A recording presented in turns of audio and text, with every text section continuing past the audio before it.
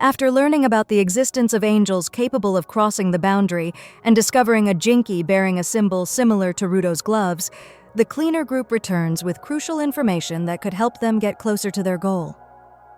In this video, we will meet dangerous new characters, including the terrifying boss of the Raiders, who will stand in Rudo's way. Will they overcome these new challenges and continue their journey? Let's find out. While the cleaner group is on their journey, Engine wonders why the other cleaners always ask why he's the one driving, and he says it's because if anyone else did it, they'd all fall asleep. He adds that grease driving is especially dangerous, and even if they drove off a cliff, no one would bat an eye. Just then, Engine drives over a large rock in the road, sending the car flying into the air. Everyone wakes up and someone comments that Engine's driving is too reckless. But Engine argues that it's not his fault, but the terrain. At the same time, Rio is in pain. This makes Rudo realize that Remlin's charm doesn't heal minor wounds.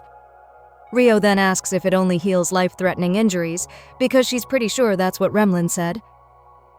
According to Janka, Tem caused it. But he says that it had to be done, and Tem adds that he really feels bad about it. Engine says that since they've entered the Forbidden Zone, they should get checked by a doctor. They're almost there, and he takes them to the first place he took Rudo for treatment. Rudo is amazed at what he sees and says he's been there before. They go down an alley, and Rudo asks Engine what he means by doctor, though he seems to understand. In the hallway they're walking down, there's graffiti that reads, "I won't come back here again." And they are greeted by an elderly female doctor. She asks what they're doing there as she's busy with work. Rudo tries to call her an old man, but corrects himself and says, "Ma'am, what you've confirmed is true." One of her patients then calls her a noisy old hag because of the noise echoing in his head, so he tells her to be quiet and just treat him. She retorts that he's the noisy one, and if he's in her place, he should shut up and let her treat him. The elderly doctor adds that her grandchildren are also coincidentally visiting today, so it couldn't get any noisier. She then tells her patient that his treatment is done, to pay and leave. And the patient replies that he won't be back. After the patient leaves, Engine comments that the doctor doesn't get new patients due to her attitude. But she says she doesn't need to change herself just to please complainers. And Rudo says he thinks that's pretty cool. Rio adds that Engine always stops by here whenever they're nearby, and Janka says it seems like Engine likes people with strong personalities. Engine agrees and says that the old lady is exceptionally extraordinary and a famous doctor who has been involved in body poisoning treatment since the early days. During her research on contaminated materials for treatment, the doctor accidentally absorbed some, which caused a change in her voice as an after effect. Someone comments that she's crazy in all sorts of ways, and the doctor tells them to listen and call her by her name. She introduces herself as Alice Siza and tells them to remember it. And the cleaner group finds her name quite cute. But there's something about her surname that Rudo finds familiar. Just then, Alice is called by her grandson, August. The boy complains that the sweets he's eating taste terrible. Asia scolds August for being too blunt, and both are surprised to see all the cleaner group members there. And that's when Rudo realizes that the three of them are actually a family. Asia explains that they make sure to visit occasionally because they no longer have parents. According to her brother, their parents died young and were talented surgeons. While explaining this, Asia mentions that they are also studying medical treatment here. Then, Alice tells August that if he keeps complaining about her sweets, she won't make any more. And Engine comments that they are indeed a family with dark secrets, as usual. In the next scene, Asia sighs and says all treatments are done and tells them to go home because she's tired. August asks Rio if he has a car and if he can hitch a ride. But Asia reminds him that they have motorcycles. Meanwhile, Janka is thinking about the victims of dark secrets. August then asks how things are in the Forbidden Zone and how the mask he made turned out. Engine replies that going to the Forbidden Zone is quite troublesome and suggests he'd be better off going to see that reporter. Alice then comments that she doesn't like that kind of noise. August then starts his motorcycle and says it's getting dark, so Engine and the others should return via the waste tunnel. So Engine replies that they will be careful. The two siblings leave, and Janka guesses that they are probably on their way home. Just then, Rudo expresses his confusion, saying that the heavenly realm seems to be moving. Engine explains that garbage occasionally falls like that, and its trajectory is more or less predetermined. So safe zones are created to avoid it. He adds that an astonishing number of people have died from garbage falling from above. Rudo is shocked, and Tem notes that more and more people are becoming angry with the heavenly realm because of this. And sadly, even if someone wanted to fly up and take revenge, they would likely fall to their death due to the boundary. Rio agrees and calls it a real mystery, wondering how Rudo and the other angel managed to cross the boundary. Rudo looks pensive and says he honestly doesn't know, but he feels like he saw something while falling. Tensi asks what it was. But Rudo replies that he can't remember because his memory from that time is very vague. However, if that place was the boundary, what did he truly see? Just then, something starts ringing and Engine says it's his caller. He picks up and asks the caller, "What's up?" And it's Sem asking where he is. He says they're on their way back and he'll tell her what happened later, so Sem says she'll definitely listen. However, she adds that it might be better if they return via the back entrance today because the headquarters has been infiltrated by a bunch of vermin. A shot later shows a crowd of people standing outside the cleaner group's headquarters, clearly wanting to destroy them. As the cleaner group moves towards the headquarters, Rudo asks what's happening about the back door and the vermin. So he asks what that's about. When they arrive, Engine stops the car and pokes his umbrella at a poker-faced image. The image flips over and becomes an angry-faced button. As he does so, a secret passage opens, and Engine reveals that this is the back entrance he was talking about. As they enter, Engine mentions what a ridiculous thing it is for vermin to come to the cleaner group. And because of that, Rudo becomes even more confused and asks if a few bugs got in. Engine replies yes. And in front of the cleaner group's headquarters, many weapons are pointed at them, and a man fires an RPG at them. Their building explodes after the attack, and Engine says they're just a bunch of vermin called marauders. The man who fired at the cleaner group's building laughs loudly because it was a direct hit, and he adds that they are here to capture the Sky Dwellers. So the cleaner group shouldn't resist, pointing out that the cleaner group is becoming complacent. Now, they announce that they will begin taking the Sky Dwellers peacefully. Rudo is shocked that they are called marauders and asks if that's not a bad thing, so they need to help. But for Engine, they've just returned from the Forbidden Zone, so he doesn't want to deal with any more of that. While they are talking, the marauders start targeting the headquarters and calling out to them. A marauder says that if they don't want a hole in their base, they just need to hand over the Sky Dwellers, and he adds that this place will become an empty lot if the cleaner group doesn't comply with their demands. Samuel uses a loudspeaker to reply that she's surprised the vermin know what negotiation is, and although she doesn't know where they got information about the Sky Dwellers, it's rare for them to attack head-on. However, she says it doesn't matter, and one of the marauders starts laughing and declares that their method is open and straightforward, but that's not really true because they are just a diversion, and who knows how many have infiltrated while they were stalling. He then calls Samuel, whom he calls sister, and says to calm down as long as the cleaner group hands over the Sky Dwellers, their group won't blow a hole in the facade. Samuel replies that she's not a woman, which shocks the marauders, but she quickly retracts her statement and says what she just said was just a joke, so they shouldn't jump to conclusions. A marauder gets angry and shouts at Samuel not to joke with them anymore. Samuel then asks what hole the marauders were talking about earlier. The man who fired the RPG is confused because after the smoke from the explosion cleared, the cleaner group's headquarters seemed unharmed. Just then, his comrades are all staggering and calling out to him. He asks what they're doing because they were supposed to be infiltrating. But his comrades say that no matter what they tried, they couldn't break into the building. Then, a cleaner member appears, wearing something that looks like a duvet, only his eyes visible. He says it looks like they're under attack again and it's scary. If the marauders want to get in, they'll need permission because it's the strongest shield. Just then, Samuel confronts the marauders and tells them that, unfortunately, they're not accepting visitors right now. She says it's time for them to eliminate these vermin. She continues to challenge them and asks what those guys are lingering for. She wants to see what they've got. The RPG wielder is so agitated that he quickly reloads his weapon and warns Samuel that she asked for this, so she should eat the projectile he just fired. Samuel watches the projectile fly towards her, and time seems to slow down. She dodges the projectile, catches it with her bare hands, and throws it back at the marauders. The vermin are shocked by what Samuel did, but it's too late because their explosive detonates right in front of them.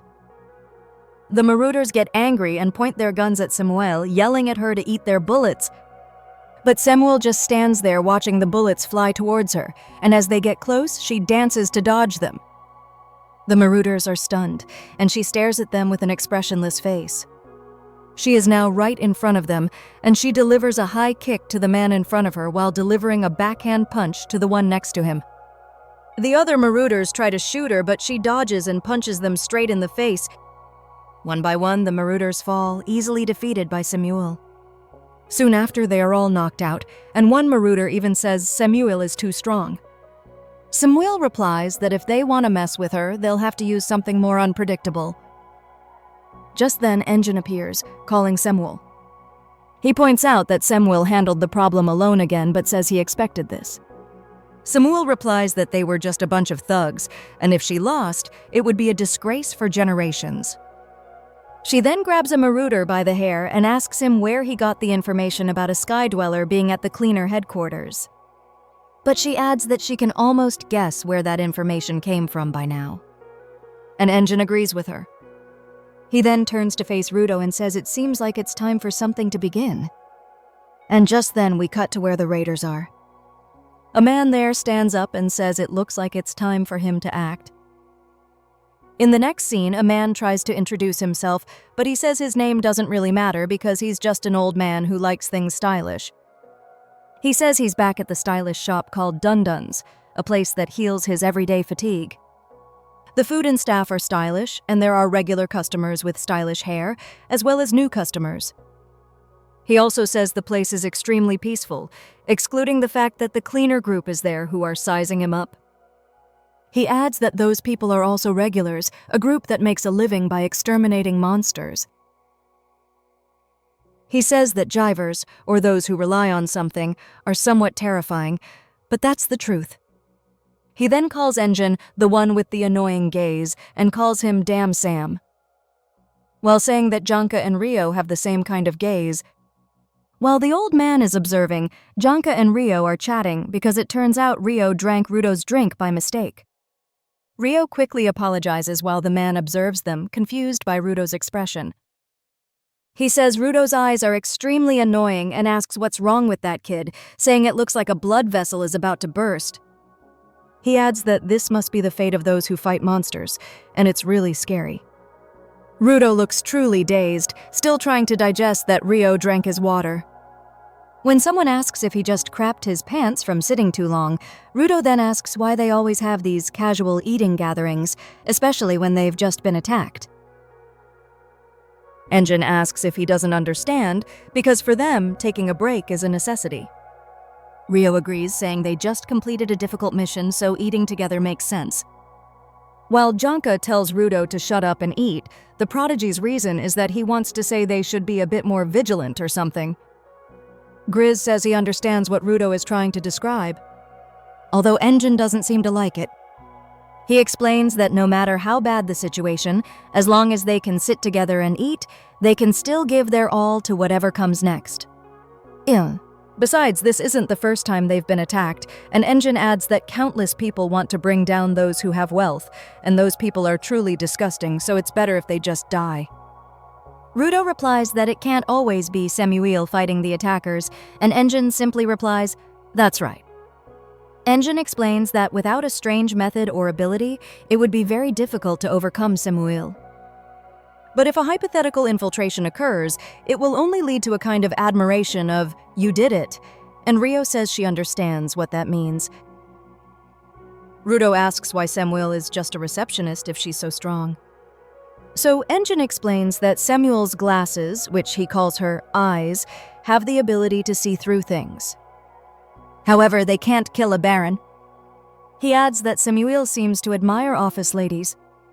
This makes Rudo realize that this is most likely the primary reason. So he concludes that just being a jiver isn't enough to defeat monsters. And Rio says it depends on the jiver's personality and how they handle their jinki. If a jiver wants to use their precious item to its fullest, they are an offensive type. On the other hand, if a jiver doesn't want to cause harm and only wants to protect their precious item, it's easy to become a defensive type. Rudo is amazed that the value they place on their precious items can make such a big difference, and he says he wants to see more. Rio asks if his interest has been piqued, while Engine tells him not to worry because the people who are coming are quite unique. So Rudo becomes curious about them. In the next scene, someone is rushing to the door of Dundon's. Appearing in the scene is a person in a dinosaur-shaped jumpsuit, and she says they kept everyone waiting. The people Engine was talking about have arrived, and the person in the jumpsuit announces that it's Boy Squad study time, while the man accompanying them compliments the whole group for doing a good job today. He then apologizes to Engine for being late, and Rudo once again finds himself facing the pacifier-sucking child, demanding candy.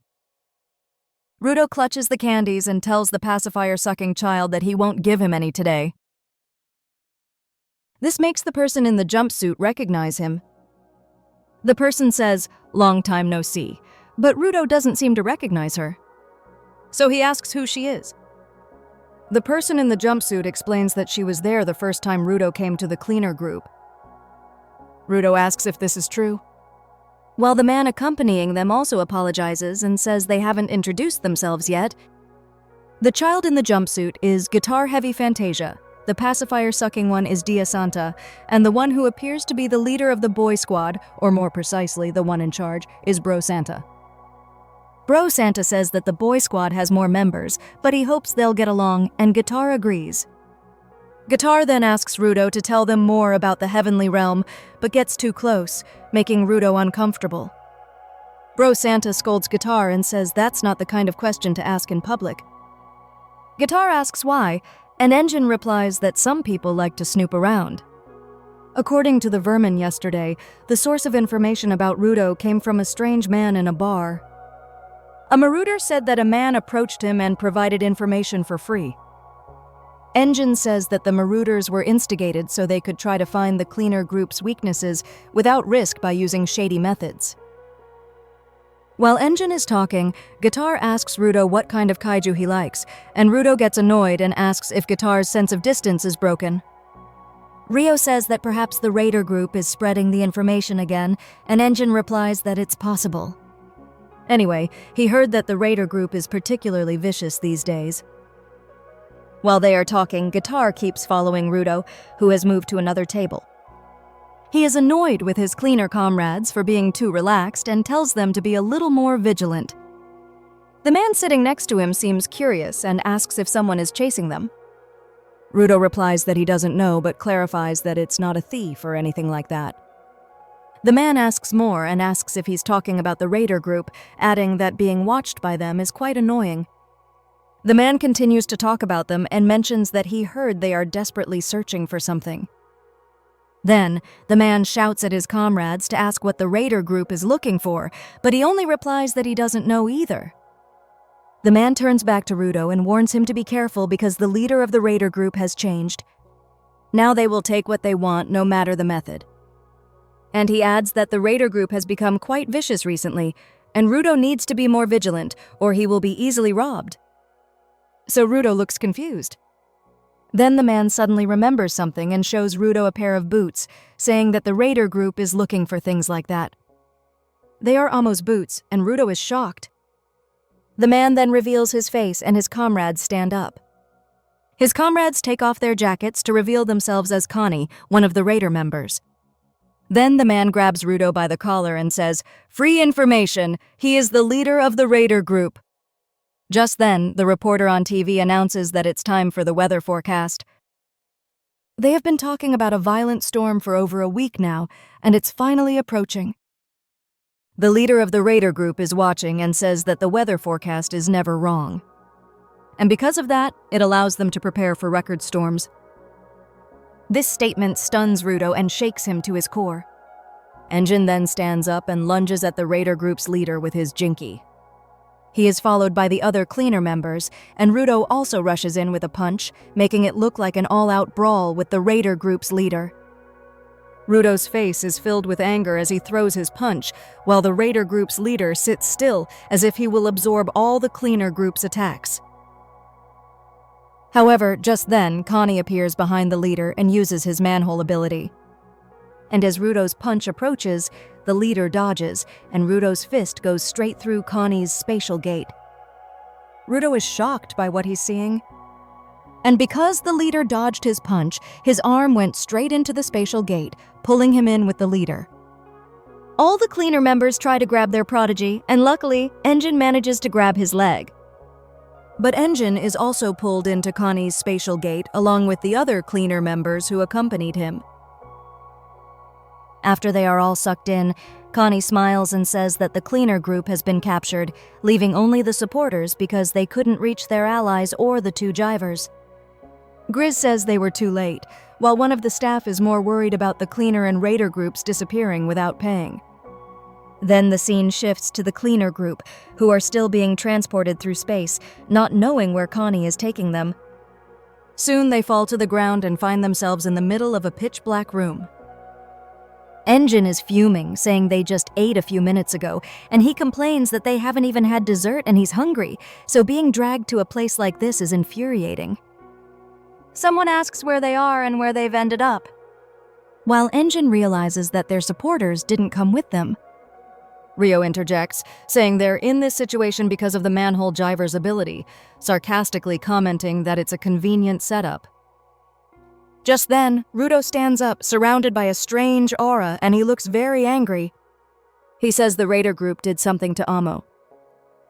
The tense situation makes Engine stand up, and just as he's about to say something, he suddenly stops when he sees what's in front of them, and his face immediately turns to anger.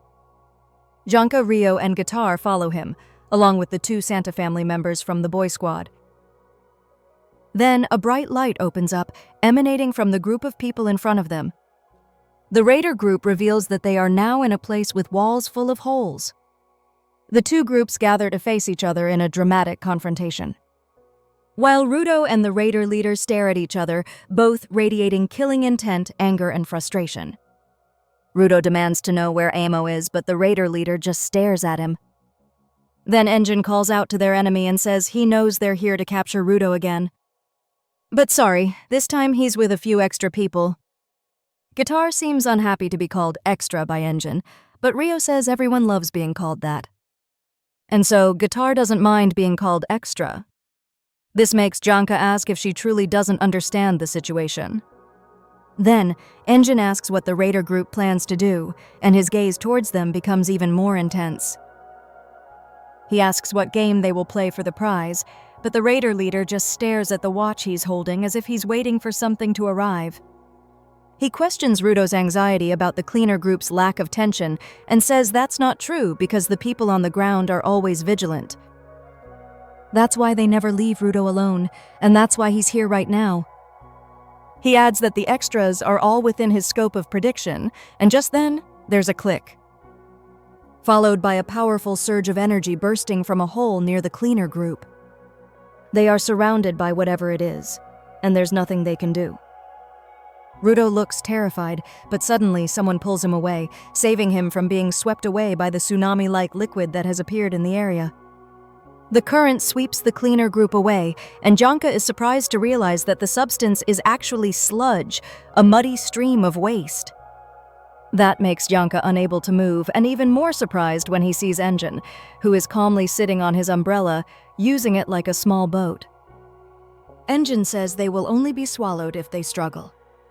They just need to let the current carry them, so they should hold on to something. However, he suddenly blurts out that he gives up because there's a fork ahead. Janka and Engine are separated by it as they continue to fall down their respective paths, Engine yelling at the others to make sure they survive. While Janka angrily declares that he will definitely kill the raider leader, then we return to Rudo. And it turns out the raider leader was the one who pulled him away. He throws Rudo to the ground, and Rudo is clearly still in disbelief about what happened as the sludge current carried his comrades away. Angry at the raider leader, Rudo tries to ask where his comrades went, but he is interrupted when the leader says he doesn't need to know because they followed him here on their own. However, he doesn't like waste, so with a hand signal, 4 manholes open and the 4 raiders accompanying him go inside. While that's happening, Japrer calls Rudo and says they'll play with the others. So he should get along with the boss while they're gone. Japrer laughs uncontrollably as he steps into one of the manholes, and as it closes, Rudo looks extremely scared because the raider leader is now standing in front of him with a dark aura. Asking him what that name Amo he keeps mentioning really is, further shocking him. In the next scene, we cut to where Janka is. And as he stands up, a manhole appears, from which Japrer's hand reaches out. At the same time, the leader is asking if Amo is the reason for Rudo's anger. But the leader explains that even so, he only came there to share his rage. Then, with a menacing look, he introduces himself as Jodin Taefong, followed by an invitation for Rudo to join him in taking down the heavenly realm. Rudo is completely stunned by Jodin's question, and it seems like he can't process that Jodin actually wants to take down the heavenly realm.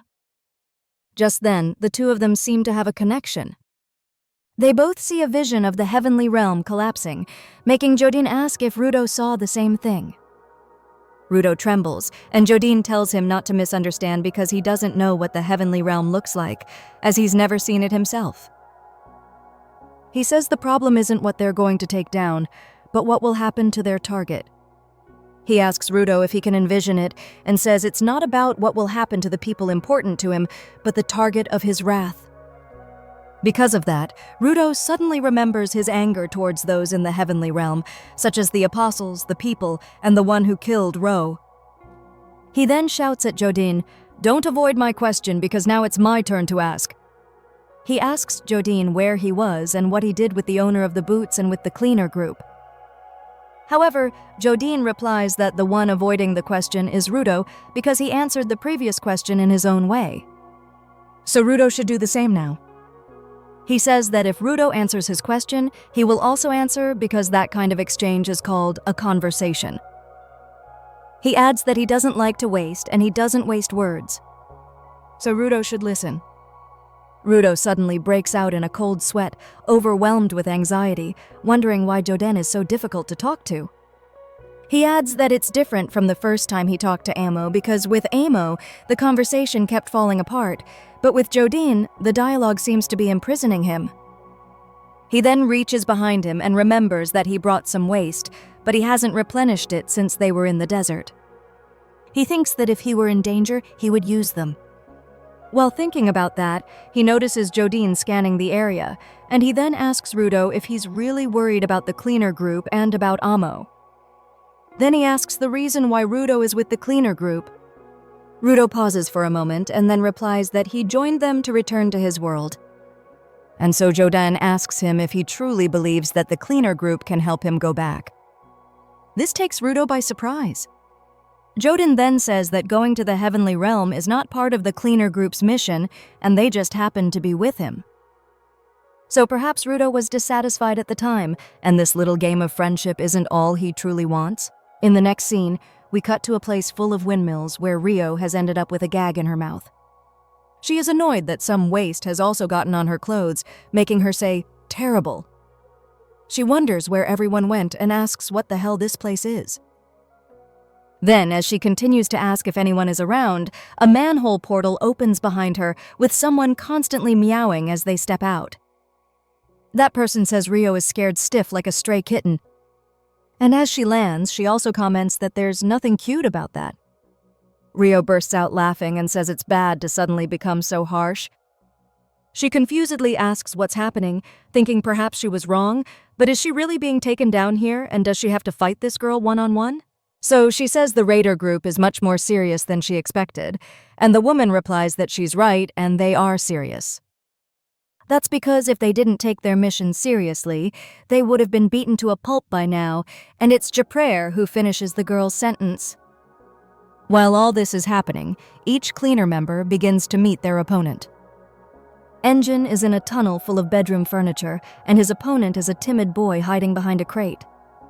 The two Santa family members are in a junkyard, and their opponent is an old man who looks like a cowboy, and last but not least, Janka, you will fight Japrer. Japrer greets him with long time no see, calling him a bad boy. And as they both activate their jinkas, Japrer says he's glad Janka will be the next one to beat him to a pulp. As Japrer stands in front of Janka, anything and everything his opponent is about to do becomes secondary. Because there's only one thing swirling in his mind. At that moment, Janka raises his beloved staff, and Japrer also prepares to fight, kill, or be killed. And just then, they both lunge at each other with Janka blocking Japrer's right hand with his jinky. The cleaner has a tense and serious expression, while the jiver looks like a madman laughing uncontrollably. After Japrer throws Janka's staff aside, he tries to attack him with his left claw. However, Janka manages to swing his staff again to block Japrer's attack, sending Japrer flying backward. As expected, it has no effect on Japrer, and he immediately lunges at the cleaner again, continuing their clash. But Janka can't find an opening to counterattack due to Japrer's relentless attacks. Not far away, the two have a small puddle of bubbling liquid, and Japrer seems to have noticed it. He then suddenly stops his attack and sarcastically asks what that sound is, creating an opportunity for Janka to strike. But just as he swings his staff at Japrer, Japrer jumps up and dodges the attack. Japrer then moves to a small mound nearby where the boiling liquid is and comments that there's a lot of bubbling stuff emerging from that stage. He says he doesn't know what the boiling liquid is made of, but wonders what would happen if he touched it. He dips his left hand into it a little, causing him to scream in pain from the burn. This shocks Janka at Japrer's recklessness. Japrer continues to scream non-stop. While Janka just stands there stunned, it turns out something is forming on Japrer's claws, and it seems to be covered in a layer of boiling liquid while Japrer says he finally got it. Janka notices what's happening to his opponent's claws and realizes it resembles the strange boiling liquid. Japrer then says that his right claw naturally contains neurotoxins, and he can't change that. But because he's the type who gets bored easily, his left claw reflects any new toxins he's used on himself. Just then, liquid starts dripping from Japrer's claws, and he begins to wonder how long Janka can dodge all the incoming toxins he's about to throw at him. Then we cut to where one of the boy squad members' guitar is. She's looking around, wondering if she's alone. Just then, an insect crawls out of a hole, and she approaches it when she sees it. It's a cockroach, and she looks really happy to see it. While Rio, upon seeing the cockroach, looks extremely scared. Although it's much smaller than her, she suddenly realizes that she has an opponent to face. Norder looks at her and comments that she's basically not afraid of insects, but doesn't she think cockroaches are at least a little surprising? Her opponent is stunned and seems completely confused by what she said. The girl asks if she's joking and can't believe she's a cleaner living in a hole who's afraid of a small cockroach. She also asks if all cleaner members are so bland, and she says she's disappointed. Rio replies that cockroaches alone say a lot, but she's just the tip of the iceberg. After all, among the cleaner members, there's even one who gets poop thrown at him when he runs around trying to escape it, and she's referring to Janka, who is currently lifting a giant chunk of earth with his staff, surprised that Janka dodged the liquid he threw, and Janka replies that even if he gets some of that liquid on him, he can still move perfectly, and that's 100 times better than getting poop on his clothes. He adds that if Japrer likes to poison himself, he'll gladly give him a full-body toxin bath. He then stomps on his staff, which is stuck in the ground, causing it to spring up and flip over Japrer, who is stunned while Janka says he's disgusted by him and calls him a sick bastard. In the next scene, we cut to where Engine is, trying to talk to the person hiding behind the crate. But no matter how many times he calls, the person just stares at him. He tells him it will be quite lonely if he keeps silent, and asks what's going through his mind. He also asks if Rudo is their real target and they are just extras. Now that he's alone, he asks why the raider group isn't teaming up to attack him and why he only has one enemy. The person seems to be thinking about this, and to him it looks cool as he continues to try to strike up a conversation. Then we go to the Santa family, where one of the two asks where this place is. Bro Santa notices the power poles but points out that they are not outside. This makes him ask if they are underground. Their enemy confirms that they are underground and they should use their collars to find out. Apparently, the girl fighting Rio also says the same thing because Rio says it's true, as her collar isn't connecting. Rio adds that collars are convenient, but they're not much use underground, and asks if this means she shouldn't expect any support. Her opponent replies that Jodin's orders are absolute, and as she says that, she pulls out a comb. It turns out to be her jinki, and when activated, sharp blades appear on both sides. She explains that Jodin ordered them that if anyone other than Rudo came, they must defeat at least one person themselves. She then introduces herself as Norder Huamozo and says she will turn Rio into a sacrifice, calling her a kitten. Rio tells her not to call her a kitten anymore and to just call her Rio.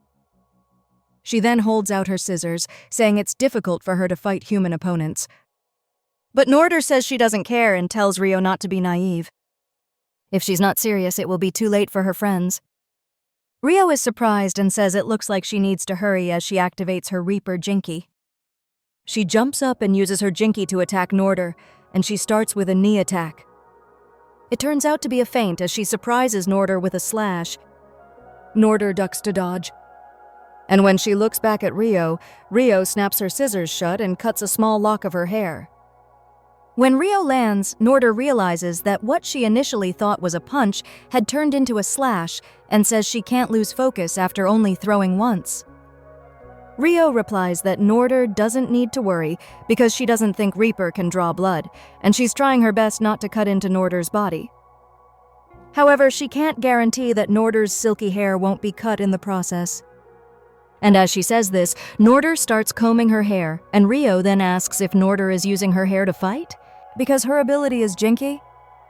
Rio adds that scissors and hair don't go well together, but there's nothing she can do about that, and she'll cut Norder's hair anyway. She then attacks again, but the scene suddenly cuts back to Janka and Japrer. Janka has just flipped the ground over Japrer, trapping him underneath with steam rising from the boiling toxins below. He stares at the toxic diver and slowly begins to approach, saying he knows he's still alive and active.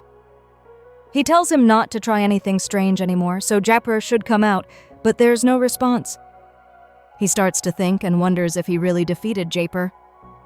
And he can't accept that someone so persistent would fall so easily.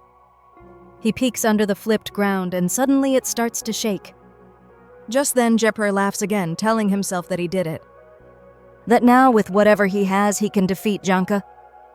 Janka looks shocked, and as Japrer emerges from the rubble, he says it's been a long time since he's been forced to his true nature. And it turns out he now has giant claws. Janka is even more shocked when he sees them and asks in disbelief where Japrer got them. To him, there's no way everything until now wasn't Japrer's best. Japrer then calls out to him, telling him to go all out too. Then the scene cuts back to Rio and Norder, who is still combing her hair. While this is happening, Japrer is asking Janka if he's serious, because there's no way just swinging a stick is his only ability. He tells him to fight for real. As we suddenly jump back to Norder and Rio's battle, where we see Rio pinned to the ground while Norder continues to comb her hair. Rio uses her jinky scissors to attack Norder's hair, but she's surprised that she can't move her body. She falls to the ground, flattened as her Reaper slips from her grip. Meanwhile, Norder stands silently, staring at her. From the floor, Rio tries to get up, but a sharp pain shoots through her. She doesn't understand what just happened, but knows that the moment she touched Norder's hair, it hurt intensely. Her hand even trembles because of it. She mutters that her hair is not smooth at all. Norder then explains that when you use a plastic comb to brush your hair, it easily generates static electricity. Dryness can also cause this effect, and anyone with long hair will understand this difficulty. They all feel it. But her jinky, she explains, is made of plastic. She constantly lives under the burden of static energy. She brushes her hair again, saying it's not smooth, it's electric. Visible sparks dance through her long hair. And Rio's jinky scissors and Norder's electrified hair are simply a bad combination. But whatever. She says Rio is still noticeably weak, barely able to move because of what happened. Meanwhile, the scene shifts to Cony, who is observing from a distance. She uses her manhole ability to monitor the battle unfolding between the cleaner group and their group, the raider group. She moves from location to location, observing the events and recording them. After each observation, she closes the manhole and moves on. Clearly exhausted from all the jumping. She mutters to herself that after watching them, she'll take a short break. Peeking again from a hidden spot, she is startled by what she sees. Something in the conversation there caught her attention. A few minutes ago, Dia was glaring intensely at the opponent in front of them. Bro called out to him, warning him not to make that face in front of the enemy. If he keeps it up, he says he'll get wrinkles when he's old. Dia doesn't reply, he just looks at him. Bro guesses from his expression that he's wondering why they're here when all they came for was a meal. Bro shrugs, saying it's like being given an unscheduled job. Besides, Dia himself rushed into this situation. He always followed Rudo, and perhaps that's why he ended up following him. Seeing that he guessed correctly, Dia's expression changes. Bro then jokes further that it's his fault, knowing that it might be a bit embarrassing. The enemy sits calmly on a nearby car, smiling and asking if the two of them are family. Bro confirms but clarifies that they are not blood-related. That's why he wants to leave this area as soon as possible. If they don't get home in time at night, Dia will get sleepy. I see, the man replies. So the boy's name is Dia. He asks if he can call him Little Dia, but his expression clearly says no, saying his slyness is cute for his age. Curious, he asks how old Dia is. Bro replies that he just turned 10 last month. When asked for the specific date, Bro replies the 17th. The man is surprised, saying their birthdays are close, his is on the 19th. Bro then asks if that means he also just recently got older. He can't accept hearing himself get older and says it's grating to hear that. Bro laughs at that remark. Then his attitude changes a bit as he asks if this is just an old man's conversation. Dia replies with a pout, which Bro scolds him for, saying it makes him sad. Scratching his head, Bro turns back to the man and asks what his intentions are. He says he doesn't feel any hostility from him. So he asks if he really intends to fight them. Bundus. The man replies. This confuses Bro for a moment until he clarifies that it's his name. Bundus. Bro reintroduces himself and thinks it's difficult. Bundus explains that he certainly has no hostility right now. He's simply here on Jodin's orders, but he personally has something else he wants. Bro asks if getting what he wants means they won't have to fight. No. Bundus replies in a questioning tone. Defeating the two of them is the only way to get one of the things he desires. Dia glances sideways. Noticing something strange on the ground, he tugs on Bro's shirt to get his attention. Bro also follows his gaze and discovers it. Something like a human finger with the hand of a frog. Just then, Bundus activates his jinky. He says what he wants is information. Something emerges from the metal plate attached to his left shoulder. He then says, if they give him what he wants to know, he will tell them what will happen when they, the cleaner group, defeat the raider group. So, Dia watches anxiously as countless fingers extend from Bundus's shoulder. He wants to know what kind of person the cleaner group's boss is. The scene shifts back to the cleaner group's headquarters. A strange eye-like shape emerges from Kovud's nape. Someone calls him boss, making him look back, and it's Simuil. Kovud replies he doesn't like being called that and asks when she started calling him that. Simuil walks into the office and says it doesn't matter now because they have an emergency situation. Rudo, along with 4 people from Akuta and 3 from the boy squad, have been captured by the raider group. Their current location is unknown. Gris just called to report that they were attacked by someone with teleportation abilities. She says they need to mobilize as many people as possible to search. She also mentions that he's not wearing his collar. That's why they couldn't contact him. That's part of why they're having problems. Kovud sips his drink, then agrees. He instructs Semwil to gather anyone available and he will handle locating them. He says he knows a good informant. Back where the cleaner members are trapped, Bro and Dia look confused. The finger they saw on the ground hops across the floor like a frog and returns to Bunduz.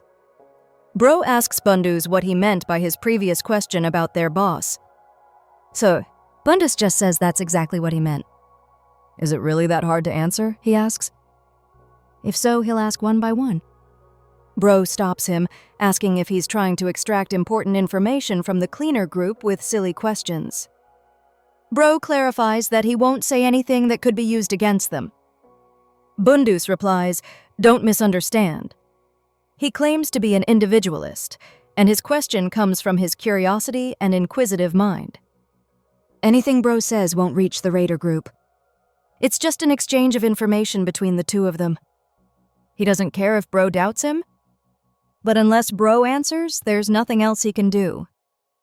There's no other way out. Bunduz adds that this is the perfect time to go to sleep. Bro becomes anxious and looks at Dia. After a moment's thought, he finally agrees.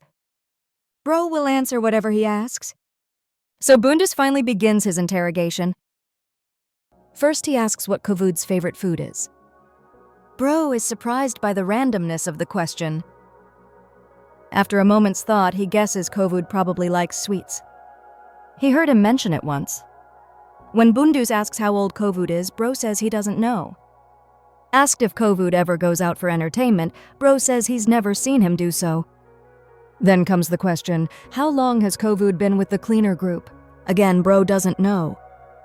And if he's ever seen Kovud use his jinky, Bro replies no. Bro is feeling uneasy. His plan was to control the situation and lie if the questions became too dangerous. But so far the questions have only been about trivial things. This makes him feel very uncomfortable. He glances at Dia and notices the boy starting to get agitated. If he doesn't do something soon, it will surely leave wrinkles on his face. He thinks he says the situation is difficult. He sits down, placing his hand on his shoulder, and begins to wonder why he always gets dragged into these dilemmas, and says he knows what he's trying to do. However, Bro says he honestly doesn't know. If the cleaner group loses, he plans to offer them to the monsters. He's not sure if they've seen them yet, but the raider group has succeeded in creating a few of those beasts. While Dia is silent, Bro seems to realize something. He asks Dia if this is just his imagination, because he thinks he heard something strange from somewhere. He stands up and confronts Bunduz, who says that because of the information Bro shared, he deserves to know. For a mysterious creature like Kovud, just having information that he likes sweets humanizes him. Kovud says he knows exactly what he's doing. He hides that part even from his allies, and what he's talking about is Kovud's true identity. Bro and Dia's expressions show their confusion. The scene shifts to Japrer's hand. Sharp claws extend. He says there's no need to hide anymore, telling them straight, the same applies to you. He claims to have fought enemies much stronger than himself, and if he didn't suppress his power, ordinary people would have no chance against him. He admits he really likes fighting with all his might, but the added energy he gets is when he can't win. That's why he's been looking forward to this moment. Someone other than their boss appears to crush him. However, Janka remains silent in front of him. Japrer looks increasingly bloodthirsty, asking if he's right. He jumps up and laughs, clearly very excited.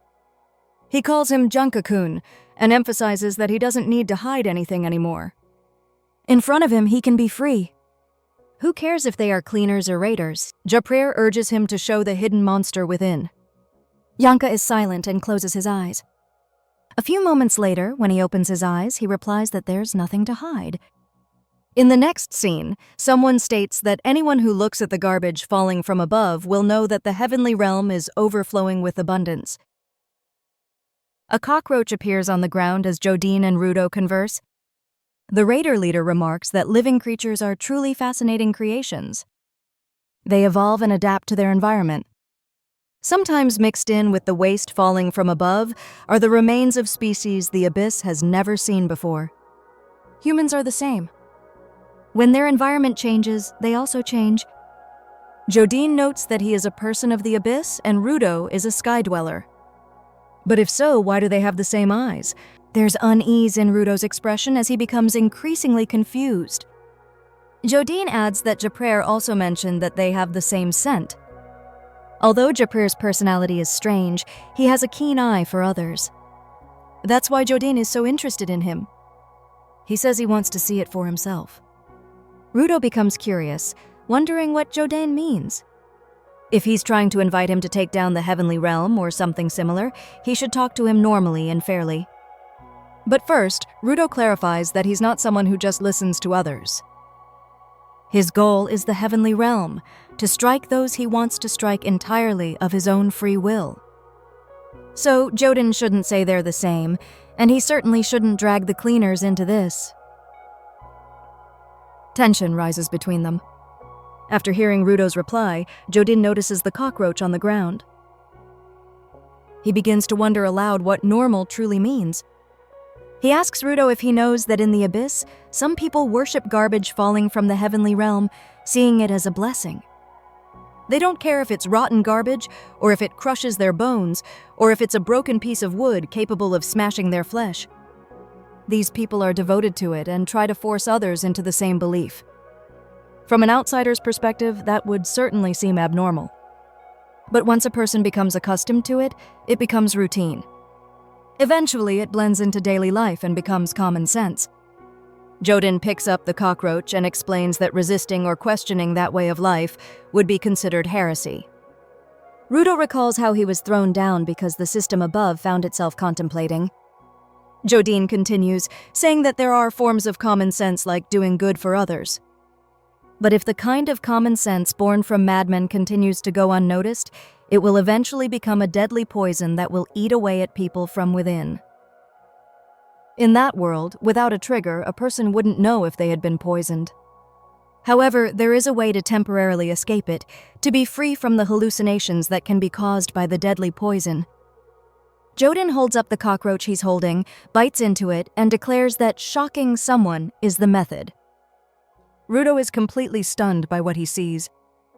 Jodin continues to eat the cockroach, saying that shocking is very useful. It forces the revelation of whatever is hidden inside a person. That also happened to Rudo when Japrer shocked him. When his Jinki activated, an eye appeared, and Jodin explains that anyone Japrer is fighting right now could also be pushed to the point of revealing what's inside, or that person could get lost in the shock. The scene cuts back to Japrer's battle, where he breaks the ground as he jumps up and lunges with all his might. In serious mode, he begins to attack. Jodin again comments that Japrer's opponent could simply be crushed. While observing Japrer carefully, Janka thinks about it and concludes that this man, like others, belongs to the side of geniuses. Japrer unleashes an overwhelming surge of energy and realizes that there's no normal way to win in that situation. What did Japrer mean when he said he wasn't serious, or that there was something he was hiding? Janka has met many people who pretended to be geniuses just to look impressive. But when a true genius stands before him, he can always tell. With a sigh, Janka thinks that no matter where he goes, it's always the same. Whatever ordinary people do is never enough to defeat a truly talented person. That's why he says, clenching his staff, it's worth defeating such a person. The hole in the ground is shown again, containing a strange substance that seems to be bubbling due to a chemical reaction with small explosions caused by sudden gas release. Meanwhile, the battle between Japrer and Janka has begun. Japrer grins as he attacks with his Jinki Mankura. Janka can only retreat to dodge it. Japrer is attacking with full force while Janka repositions himself to prepare a counterattack. As Japrer approaches again, Janka raises his Jinki staff to block the poisonous claws attached to Japrer's fingers, which increase his attack range. Janka's anxiety is evident as he realizes how dangerous that weapon is. So, he plunges his staff into the ground to jump up and dodge the deadly attack. He has no choice but to dodge it. Japrer laughs incredulously at Janka's moves and asks if he's simply running away from him, again calling him Janka-kun. Excitement fills Japrer's face as he declares that he will proceed with his next move and urges Janka to endure a little. Suddenly, the ground beneath them crumbles due to Japer's power. Alarm is evident in Janka's eyes, especially when Japrer raises his hand again and creates something like a whirlwind. He calls that attack Storm Ear. Janka tries to fight back, but when he raises his staff to block it, it's not enough to stop the attack.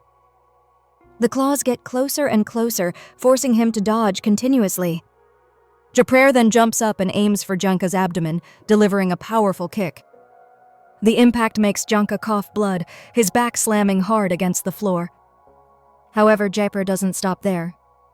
He seizes the opportunity while Janka is on the ground to try to stab him.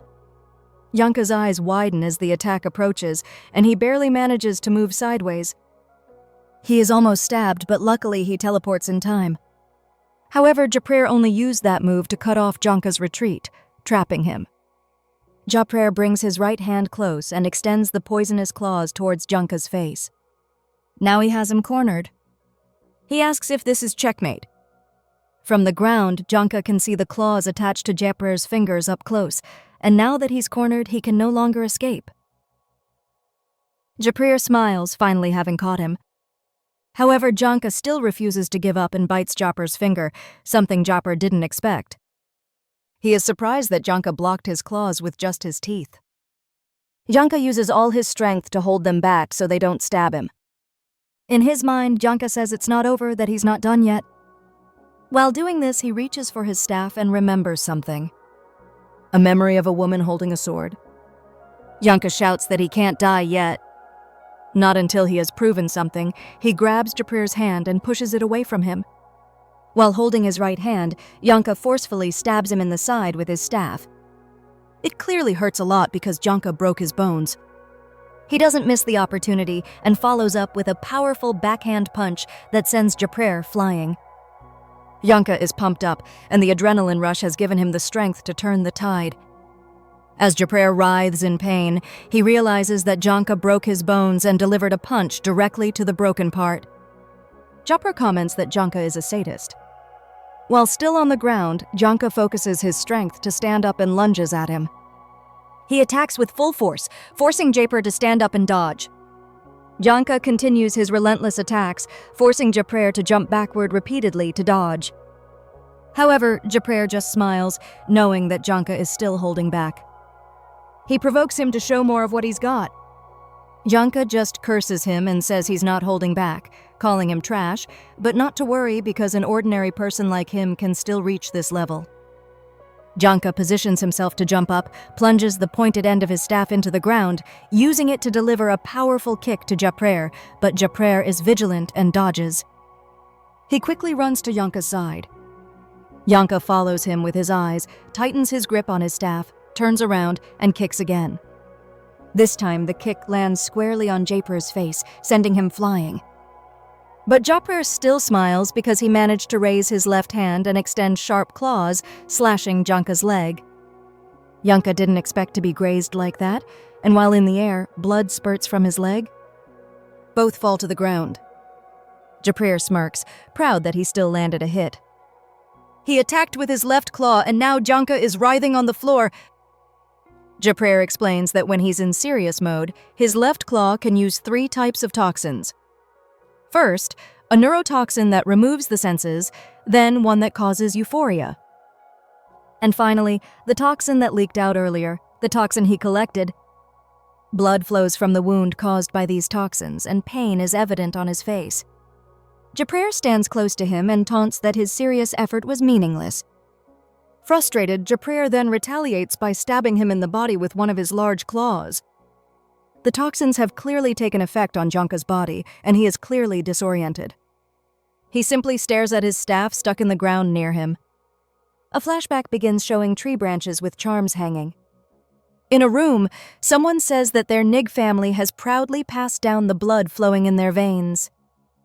But noble and esteemed, the siblings of the man being spoken of along with the speaker led the abyss as Hell Guardians. The man asks if he understands what he's trying to say. That person turns out to be Janka. He raises his head and replies that he understands their town, Kamoatari, located in the abyss, has many threats such as monsters or garbage rain.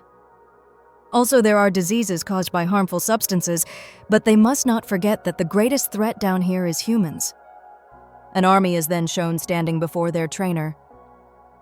The trainer says that the duty of the Hell Guardians is to oversee and manage the activities of the people.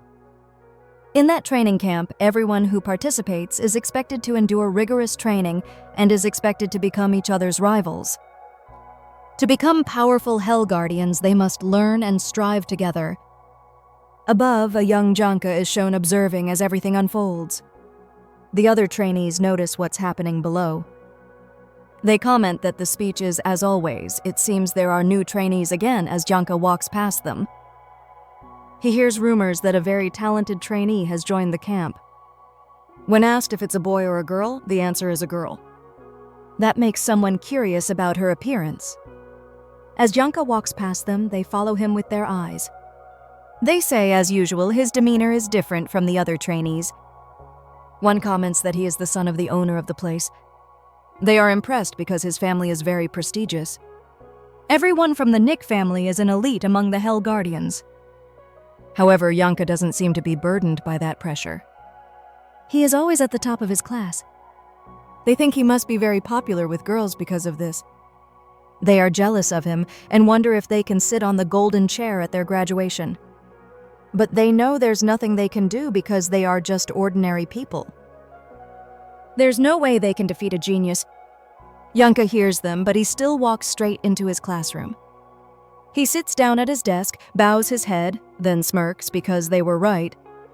The truth is, he would have problems if he was grouped with the jerks around him. After all, they don't know how intensely he studied and trained behind their backs. He raises his head and says for them all to wait and see because he will become the best with a poker face. They won't even see him struggle. While waiting in the classroom, footsteps can be heard approaching the door. The instructor enters, and they are all ordered to stand up. Everyone moves quickly and into position, then they are told to sit down. And as the teacher comes to the front, he mentions that recently the number of criminal jivers has increased. Even if they become powerful Hell Guardians, it will be meaningless if they are not jivers. Every person in that room has endured rigorous training for 3 years straight. However, they should still welcome talented people with open arms. That's why the teacher introduces a student into the room. This surprises Janka. The teacher says that this time there will be an exception. The super talented individual in front of them will join their group. He introduces the girl as someone who grew up in the slums, but says her talent is real. Anxiety is evident on Janka's face because at that moment he is forced to realize that when faced with true talent, the true meaning of weak and strong emerges. The golden chair mentioned earlier is the highest-ranked position in their training program. While training in the forest, one of the students was cut on the fabric of their neck, a sign that they had been marked by another trainee. The next target is Janka. To earn the right to sit on that chair, one must be the best student of the year. However, Janka was easily defeated and slashed by the new trainee. Their trainer claps and is very impressed with what she did. He praises how she overcame every student in the battle royale. Her strength is real, and it seems the golden chair is no longer a dream for her. He calls her Hio with no emotion in her eyes. Because of what happened, her classmates can only glare at her. This makes her walk ahead of them. They start whispering to each other, wondering what kind of person she is. They may not know what it's like to grow up in the slums, but she's on another level. Even their instructor has never praised anyone like that before. Some feel offended, thinking she's looking down on them just because she beat them once. She doesn't even seem to have the basics, but that doesn't stop them from thinking she has what it takes to become a Hell Guardian. However, one of them admits that she defeated them. She managed to completely disrupt their rhythm. Another mentions that he could become so agile if he were used to fighting in that style. Another jokes that he only lost because he wasn't feeling well that day, laughing it off. Then someone points out that Hio even defeated Janka. When they look over, Janka just stands calmly. even smiling despite losing. This worries the friend next to him. But then Janka raises his hand to his neck and admits that she is indeed very strong. He had hoped to win and laughs at himself. As he walks away, he mentions that it's great to see a fighting style he's never encountered before. That makes him admit that he still has a long way to go and his training is not enough. The others can only watch him go, all stunned. Especially since even Janka had been defeated. None of them had expected such a result. During that day's training, Janka goes to the back and heads straight to the wash area.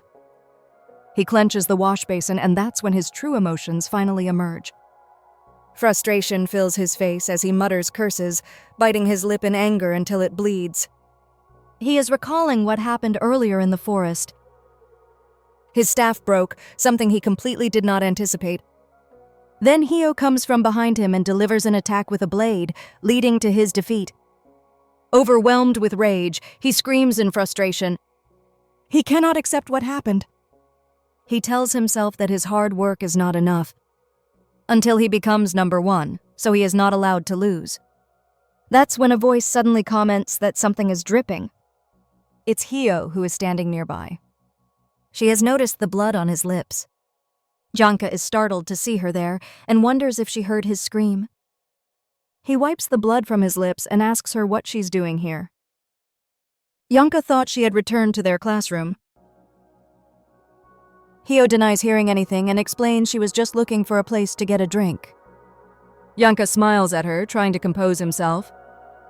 He compliments her, saying she was great in the battle. At the rate she's going, she's sure to win the golden chair soon. After getting a drink, Hio asks what would happen if she sat on the golden chair. Janka replies that anyone who reaches that chair will become a legend among the Hell Guardians, a center of attention. Many famous figures have sat there, so it would place her among their ranks. That is the goal everyone strives for. He adds that his older sister never had the chance to sit on it. But then Hio looks at him and asks what difference it really makes to sit on a chair. Is the only point just to prove you're special? What would that change and what's its real purpose? She asks. Janka didn't expect those words from her. It makes him stop and think deeply. He is caught off guard. He finally realizes that when the real exists, it's too easy for the fakes to be exposed. When Janka returns to class, he reflects on how easy it was to notice that change. The fakes always try to imitate the real. One trainee cut her hair exactly like Hio's, and when asked about it, she casually says it's no big deal and just felt like a change. The fakes try to steal from the real. Another trainee sits next to Hio and asks how she does such things. She wants to know if she can secretly teach them her method, promising to keep it a secret between the two of them. The fakes also always have something to say about the real. One trainee mutters that perhaps it's great to be a genius. Observing all this, Janka can only feel a growing resentment towards the fakes around him. Their instructor soon enters the room, announcing that today's class will be different. He presents a collection of exquisite weapons and tells them to choose one that they feel best suits them. This will become the weapon they carry as Hell Guardians. The ability to choose what suits oneself, he says, is very important. They are told to let their instincts guide them. When it's Janka's turn, he carefully scans the weapons laid out before him. In his mind, he explains that what he detests most is himself and his need to prove, even to himself, that he is different from all those fakes. The scene shifts to a man in a kimono and conical hat sitting by a well. He comments on the Academy's weapon selection class. Beside him is another person sitting on the edge of the well. The man observes that the chosen weapon is the type usually chosen by monks. However, he wonders what exactly that man is doing down here. It turns out Janka is at the bottom of the well holding the staff he chose. He is expressionless. The man above is surprised to learn that the class took place 3 days ago. He wonders if that means Janka hasn't eaten or drunk anything since entering the well, and if he hadn't passed by, Janka might have died there. Janka replies softly that he simply entered a random hole, but once inside, he couldn't climb out. The man simply replies, "Is that so?" then offers him a special leaf-shaped manju. Janka looks up through the mouth of the well and ponders. Everyone, he thinks, probably chose something they believed would be powerful. He assumes Hio would do the same. That's why he decided to stand out. He chose something old, something that didn't even look usable. Perhaps some people thought it might secretly be a powerful weapon. The man above eats and asks if things didn't go as Janka expected. Janka feels frustrated as he recalls the conflicting expression on the instructor's face when he chose the staff. It wasn't even considered a weapon, just a random item mistaken for actual choices. He remembers the looks everyone gave him, then something he never thought could happen to him. And finally, when everyone was waiting in anticipation for Hio's weapon choice, all she chose was a normal, plain blade. Janka can only laugh from the bottom of the well at the absurdity. He tells himself that he is pathetic from beginning to end, just a piece of trash hoping to be called a genius. And finally, he understands that an ordinary person can never become a genius. He even considers ending it all. He and that staff, he says, both are fakes, and that's the saddest part of it all. Meanwhile, above, the man continues to eat his manju. Suddenly, he asks if Janka is simply surpassing geniuses as an ordinary person. That thought makes Janka stop and ponder. The man finishes eating and cleans up. He admits he didn't really know what Janka wanted in the first place. Why did he need to be called a genius? However, despite all he said, he still has a bit of fighting spirit left. The man notices that he is still holding the normal staff he chose. Normally, one would have thrown away such a thing long ago. Yet he continues to clutch it. The man stands up and says he was just passing by and has said all he needed to say. If he can't recognize his own weakness, then he will never become strong. As he walks away, he says that next time he should come eat some manju with them in the city. It turns out that was Engine, and he left him with a challenge. Someday show him that an ordinary person can surpass a genius. The woman accompanying him also stands up. It is revealed to be Rio. She glances down the well, then walks away with him. They leave him there. Thanks to this encounter, Janka regains the will to break out of the darkness. Back in the present, Janka still hasn't given up. Jupper, who had turned his back, looks over as he feels something. Janka summons his staff, and the staff stuck in the ground suddenly moves by itself, flying back into Janka's hand. Although poisoned, Janka tries to stand up. As he said before, he can't die until he proves himself. Now completely fired up, he shouts that he will show the true power of an ordinary person. Japrer, sitting nearby, calls him Janka-kun again. Apparently, Janka is just lying on the floor as he mutters those words, smiling. Japrer laughs to himself and says that this hallucination of his is starting to get interesting. In the next scene, Japrer stands up, happily dancing and humming to himself, joyful about what he's done to Janka. He injected him with a toxin, a neurotoxin, and on top of that, his favorite, a hallucinogenic toxin. It seems Janka has fallen deep into the hallucination, and mockingly, Japrer even jumps towards him while asking him what he thinks of it. According to Japper, his favorite toxin should have started to take effect by now, and it's supposed to be quite wild. He says everyone else dies after just one dose, and it's a hallucination clearly related to reality, and then Janka will feel extremely nauseous from the shock, to the point of wanting to vomit. Then suddenly Japrer feels pain in his side, causing him to retract his claws in intense pain. He asks Janka if he knows that laughing while his ribs are injured actually hurts a lot, but he guesses he probably doesn't know, and just keeps laughing. Due to the variety of toxins, the cleaner still can't react, and Japper says he expected a more thrilling fight from Janka, so he doesn't think the fight is so boring. He also mentions wondering what happened to the other cleaner members. And just then, words begin to come out of Janka's mouth, making Japper curious about what they are. Soon after, he realizes that Janka is actually enjoying the hallucination.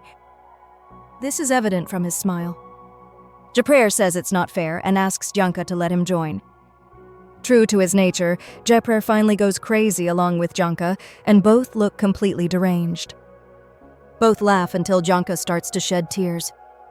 Then we cut to where Guitar is. But the boy squad member is nowhere to be seen because she has crawled into a hole, following a cockroach. Soon, she emerges on the other side of the tunnel she passed through and immediately looks around. She finds herself in a desolate place full of sharp, curved rocks and comments that it seems there's no one here either. She feels sad because she doesn't know where she is and says she's always alone. All she has left is the cockroach. But just then, it suddenly flies away from her. She chases after it, telling it not to go. As it turns left around a corner, when Guitar reaches where the cockroach turned, the smile on her face immediately disappears because she seems to have seen something huge. It's an object from which spikes are protruding, and there are also spikes going into it, but there are also 3 other things impaled on it. While that's happening, Japrer is saying that the fun is about to end because it's time to make offerings to the spotted beast. It turns out the 3 impaled objects Guitar saw are 2 knives and a shovel. All are held by a severed hand. Back to Janka, Japrer has dragged him away, telling himself that he has prepared this meal very well. He adds that he's looking forward to praise from his boss. And just then, something suddenly flashes from a distance, and something unexpectedly pierces his leg. The crazed raider looks at his leg, confused about what just happened. Soon after, it's revealed that the object that pierced Japrer's leg came from a gun. And Japrer asks who shot him. In the next scene, we return to Engine, who hears a sound coming from a part of the tunnel where he currently is, causing him to turn in that direction, wondering what that sound is. He mentions that it doesn't look good, and according to the raider opponent, it's extremely bad because, coincidentally, their mission may be over and he needs to hurry before being left behind. However, he doesn't know how to start the fight, so he begins to wonder what he should do. Then he stares at Engine and calls him Uncle. He nervously and shyly introduces himself to Engine as Fu Oroster. So Engine also reintroduces himself, and he tells him to just call him Fu. He adds that Boss Jodin ordered him to offer the cleaner members as sacrifices, otherwise he himself would be in serious trouble. This makes Engine curious about what he means by sacrifices, and Fu explains that he can do it. But the boss wants him to be the first to finish. Because if he's the last, something terrible will surely happen to him. That's why they have to fight now. And before Engine can reply, Fu asks Engine if he can let him hit him first. Engine pauses to think about the question, smiles at Fu, and then replies that it's impossible. Then the scene shifts to the battle between Norder and Rio, where Rio is still trembling from the static electricity around her. Norder begins to walk towards her while her electric hair bristles, and it looks like she's staring straight into her soul. Rio gives a crooked smile, and it looks like she's noticed something near her feet. Then, Norder whips her hair towards Rio, but she dodges and performs a headstand, spinning like a whirlwind, which helps her deflect Norder's hair attacks. Because of that, Norder realizes that Rio is using the wind to blow her hair away. So, she pulls her hair back and combs it again with her jinky. While doing so, she tells Rio that she wonders how long this will last, but she's surprised that the cleaner is no longer in sight because she has hidden. This makes her so angry that her veins pop out, and she says she's going crazy and hates girls like Rio. She tells Rio to come out and says, "Isn't that the path of battle she chose?" Then she shouts that if Rio is truly a fighter, she should come out and face her. Rage is evident on Norder's face as she screams at Rio to fight. Rio then smirks and taunts that she might be right about Norder's hair's electrical timing. Then she suddenly appears behind Norder and cuts a section of her hair, saying that electricity is only temporary.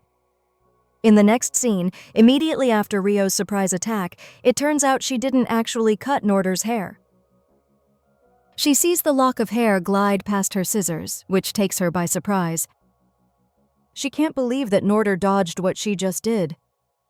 And just then, Norder turns and delivers a brutal knee strike to her, sending her flying. Rio tries to somersault to land on her feet, but midway, Norder punches her straight in the stomach, sending her tumbling uncontrollably due to the force of the punch. She even coughs from the impact and is warned by the Jiver member not to think she can cut her hair twice. Norder adds that she's used to moving in high heels through Latin dances, and her hair and legs are connected via the nervous system. Then Norder asks Rio how long she thinks she's had long hair and warns her not to underestimate her. Rio replies that things are getting worse, and this is the first time she's seen someone so proud of having such long hair. Norder retorts that Rio is right, that her hair can only maintain its electrified state for a limited time. She says she can deactivate it at any time and can only use it continuously for about 1 to 2 minutes. So it's nothing then. Rio understands and adds that she also considered the possibility that Norder's hair might be weak against wind. This made her uneasy earlier when she noticed the windmills weren't moving. She thanks her for the warning, and Norder laughs and says how observant Rio is, and that she's the kind of fighter who can cover her weaknesses.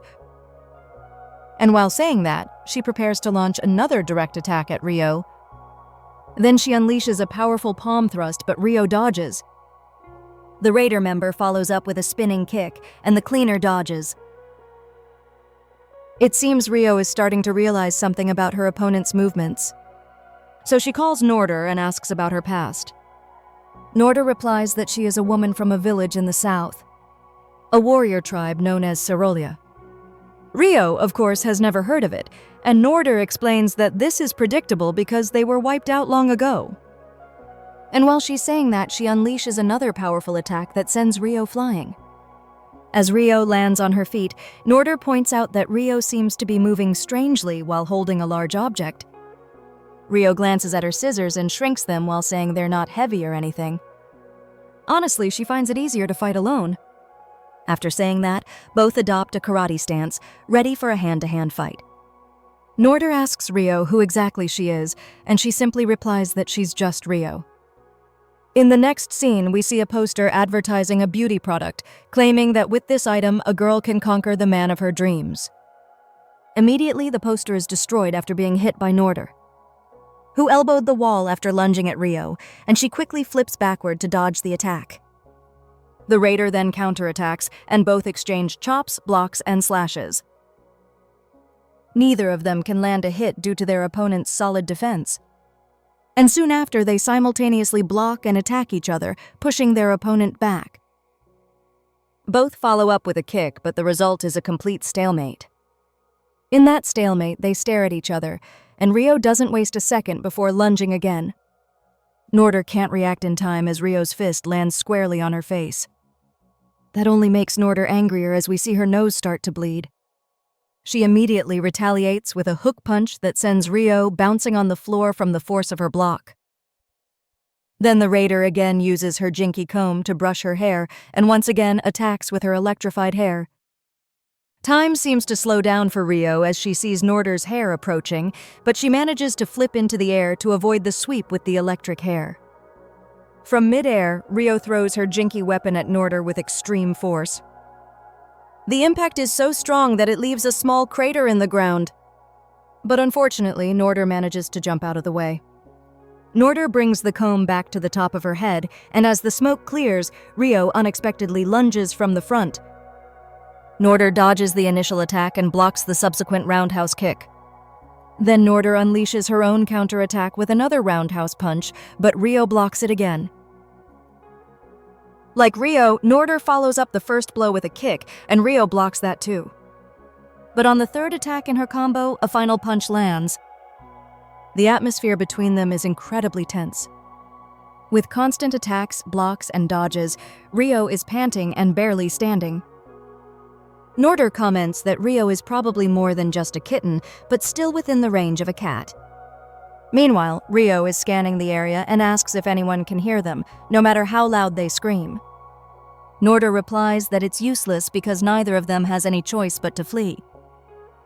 Rio seems relieved that no one will hear them, while Norder tells her not to worry because once it's over, all of Rio's friends will become part of the sacrifice.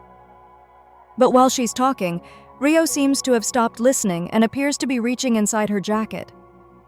Then, a gunshot rings out from Rio's direction, and Norder looks stunned. Blood begins to drip from the Raider's shoulder, and she collapses to the ground. It turns out the gunshot came from a gun Rio used to shoot Norder. Lying on the ground, Norder can feel the intense pain from the bullet wound, causing blood to continuously pour from her shoulder.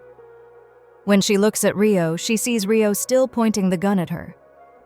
She slowly walks towards Norder, clearly in a panic.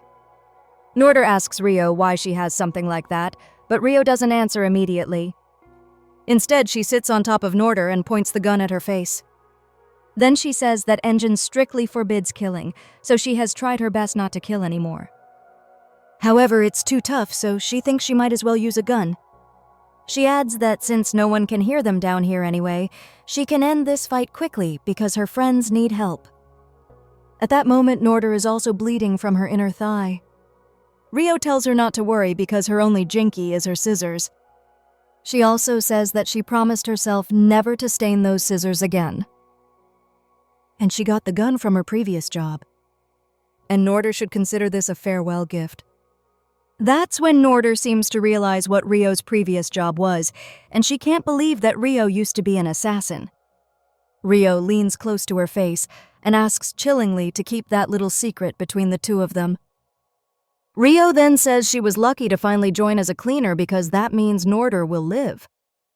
She adds that the raider won't be able to move anymore and help will arrive soon, or she can ask the manhole kid for help. Rio says she will go find her friends now, so she threatens to ask Norder if she has any idea where she needs to go. Norder takes a deep breath and says she always thought the cleaners were a clean group, but it seems there's a little darkness mixed in. Rio guesses that only the manhole kid and the group leader know about this place, although it seems the pipes in the walls lead somewhere. As she ties her hair back, she says that finding their comrades will be difficult. At that moment, she has a flashback, memories flooding back of times she shared with her comrades. Like when Rudo first rode with her along with Engine and Janka. She also recalls visiting Rudo's room, telling him she wanted to understand him better. She notices Rudo doesn't even know how to drive, and things could have been different if they hadn't messed with Amo. While thinking about this, she remembers asking Engine if he would listen to her if what she was saying happened. Then Rio takes off her jacket and her thick, pipe-like arm. It is then suddenly revealed that she is the one who attacked Japrer, shocking him greatly, wondering who she is. Instead of verbally replying, Rio simply continues firing, and Japrer collapses under the barrage of bullets. Soon after, Rio also stops firing, and Japrer is now lying on the floor. His body riddled with bullet holes. Rio still stares at him, still pointing her gun, and she says Japrer is a tough one, so she's sure he's not really dead. Still, despite her doubts, Japrer's eyes are completely white, and his mouth hangs open. Not far away, she discovers Janka lying motionless on the floor. She calls out to him, asking if he's okay while trying to get his attention. Although Janka doesn't respond and is trembling, Rio says thank goodness he's still alive. Though it's clear the poison is affecting Janka quite severely. Then, Rio tells Janka that they should leave now and helps him up along with his staff. She seems relieved and tells Janka it's time to go back and get him treated. In the next scene, we cut to a location where a manhole created by Cony appears and opens. It turns out where it connects is where Rudo and Jodin are, and both turn to look at the manhole. The manhole ability user appears, and as soon as he steps out, he bends down and whispers something inaudible to his boss. Rudo notices them whispering from his spot and starts to wonder what Cony is telling his boss. After Cony finishes whispering and returns to the manhole, his boss tells Rudo that the cleaners seem a bit tougher than he imagined. Rudo asks what Jodin means and what his comrades are doing, but it's clear from his tone and expression that he's extremely worried. The raider leader replies that it's time for them to move, and another manhole opens nearby. At that moment, Cony appears again beneath Rudo and pulls him into the manhole. Rudo is utterly shocked by Cony's action, and they end up in the same place Guitar saw earlier. Rudo falls into that area with Cony following. Angry, Rudo demands to know what the manhole user did, complaining that he was just tossed around by Cony. He adds that no one told him what this place is, why he's here, or anything like that. And he angrily shouts, "Damn you, Cony," and threatens to hit him. Soon after, Jodin asks Rudo if he'll ever shut up, reminding him that he was asked if he would help take down the heavenly realm. He tells him to stop talking nonsense and start using his head to figure out how to answer that question. Then, Jodin asks if Rudo is the type of person who can't follow a simple order and wonders if showing him a picture book would help. Angry, Rudo shouts back that he clearly understood and he hates people like Jodin. The raider leader then comments that he wishes someone less hot-headed would fall from the heavenly realm. The three of them stand before the creature Guitar saw earlier, while the tiny member of the squad is nowhere to be seen because she's actually hiding behind a large spike, utterly terrified.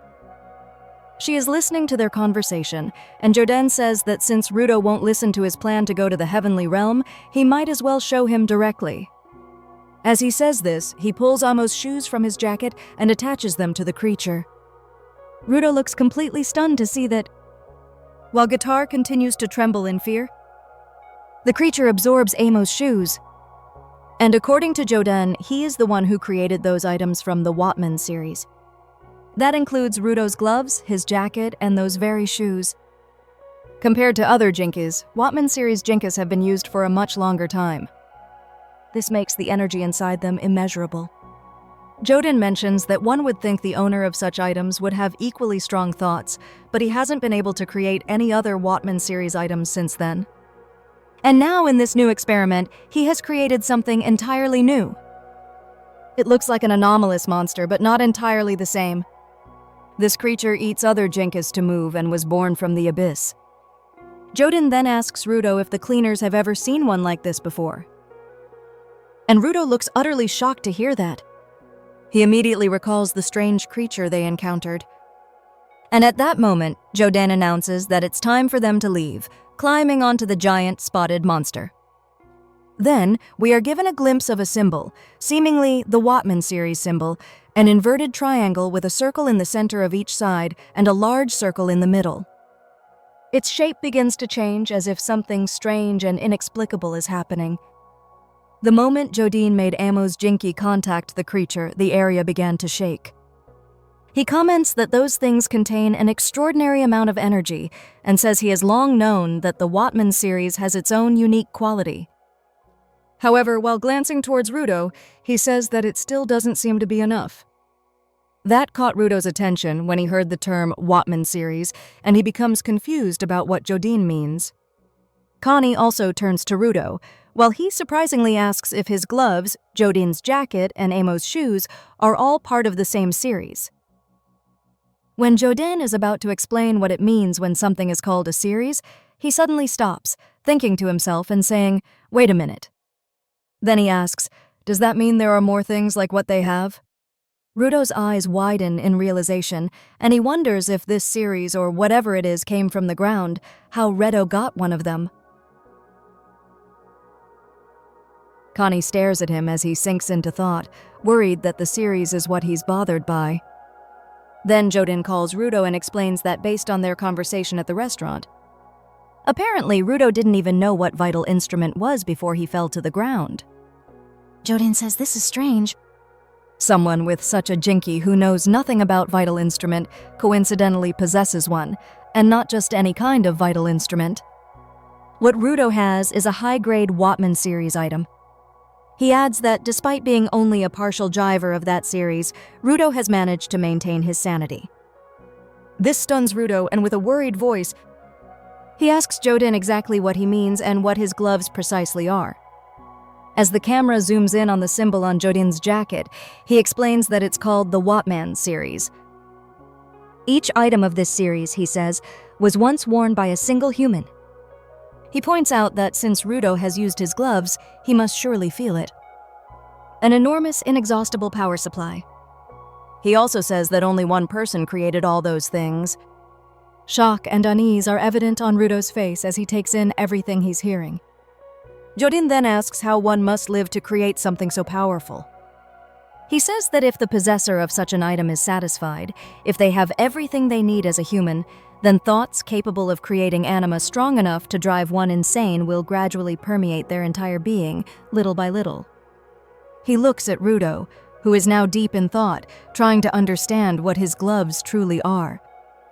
As Rudo clenches his fists, he explains to Jodin that he has owned them for a very long time, but has never gone insane. Jodin replies, "No, you haven't," and points out that both of them have used the Watman series without any abnormalities. With serious eyes, Jodin adds that there are certain essential parts that make up a human, and it seems they have left those parts somewhere. Rudo's eyes widen in shock, and as he recalls the people he used to be with in the heavenly realm, he begins to truly contemplate everything Jodin is telling him. Then, Jodin asks ominously, "Why does that discourage him?" That caught Rudo's attention. Jodin begins to burn with something almost like rage, and his jinki begins to emit an aura. As if it's activating, Jodin tells Rudo that it is that state that allows him to use overwhelming power. Jodin is sure Rudo is very curious and tells him that if someone has been able to use the Watman series without difficulty, imagine what they could do if equipped with all parts of that series. Jodin adds that if he wants to achieve his goal, Jodin needs to know and he needs to experiment. As we are shown a flashback of Jodin holding a charm and throwing it into a pile of garbage, Jodin explains that he once tried to create fake versions of the Watman series as a backup. However, Jodin says that experiment failed, but he also states that failure is never a waste. The pile of garbage where Jodin threw the charm begins to rise and coalesce, eventually forming a cocoon-like creature enveloping the charm. Jodin further explains that they take a defective Watman series item as the core, then provide additional vital instruments as sacrifices, so it evolves into what they call a simulated garbage monster. And the creature we are seeing behind Jodin is the result of that process. Then, Jodin adds that all of this is an experiment, every part of it. Even Jodin's interaction with Rudo when he was surrounded by his cleaner friends. Jodin says it's an important experiment to help Jodin take down the heavenly realm. As Jodin is saying this, the giant anomalous monster slowly stands up on 4 legs, puts its feet on the ground, and spreads its enormous wings. Rudo is stunned and almost in disbelief, standing there pondering what Jodin means as they head towards the world. Just as he's about to ask what that means, Jodin cuts him off and explains that they will cross the boundary with this garbage monster, revealing that they have been inside this giant creature all along. Jodin adds that then they will know who will survive and who will die. Rudo is so shocked that he stands rooted to the spot, while Jodin points out that even the previous weather report was a waste because now a perfect storm is forming. And at that moment, we see garbage starting to swirl as it's sucked towards a light in the sky. Next, we cut to Guitar, and she's listening to the entire conversation between Jodin and Rudo. She hears Jodin say that the garbage monster they are inside will break the boundary. And as he continues to talk about it, her interest gradually emerges. Soon after, she tilts her head slightly towards them to listen more closely and gradually becomes excited at the idea that they are inside a garbage monster. She suddenly shouts, asking if they are serious. This catches the attention of Rudo, Cony, and Jodin. She happily exclaims that this is a battle of monsters. This startles Rudo and makes him ask her how long she's been there. While this is happening, on Engin's side, he and his opponent begin to feel the ground shake due to the movement of the anomalous monster.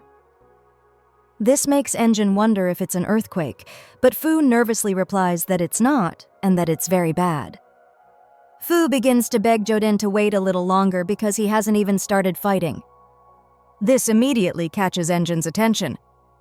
Engin asks if all this shaking is caused by his boss, and Fu confirms that it is. Wanting to speed things up, Fu irritably says this is why he wanted Engin to start the match first. But Engin just looks at him with a blank expression. Suddenly, the shaking stops, calming Fu down a bit, then he starts to walk away. This surprises and stuns Fu. He asks why Engin is walking away. So Engin explains that even if he stayed here, nothing would happen. So he decided to go look for his friends. Fu starts to panic and tries to persuade him, knowing that this could be a big problem for him. He also tries to stop Engin from leaving by force. Fu begins to shout that he will start the match now, that he can do it alone. He hypes himself up and continues to try to persuade Engin to stay. But Engin's annoyance is evident on his face. Fu explains that he's someone who can't act unless someone orders him to, and that's his weakness. That's why Jodin promised to help Fu overcome this. Fu adds that this is why he's begging him to attack him first. But Engine flatly refuses and says that unless he finds a way out of this place and finds where his friends are, he really has no interest in fighting at all. After he says that, Fu begins to shout non-stop that Engine can easily escape this place by using his Jinki to break the wall. Because after all, they are inside a garbage monster. Engine freezes when he hears this and turns his head. He is completely stunned and can't believe they are inside a garbage monster. He asks Fu if he's serious, and Fu nervously smiles and doesn't say much.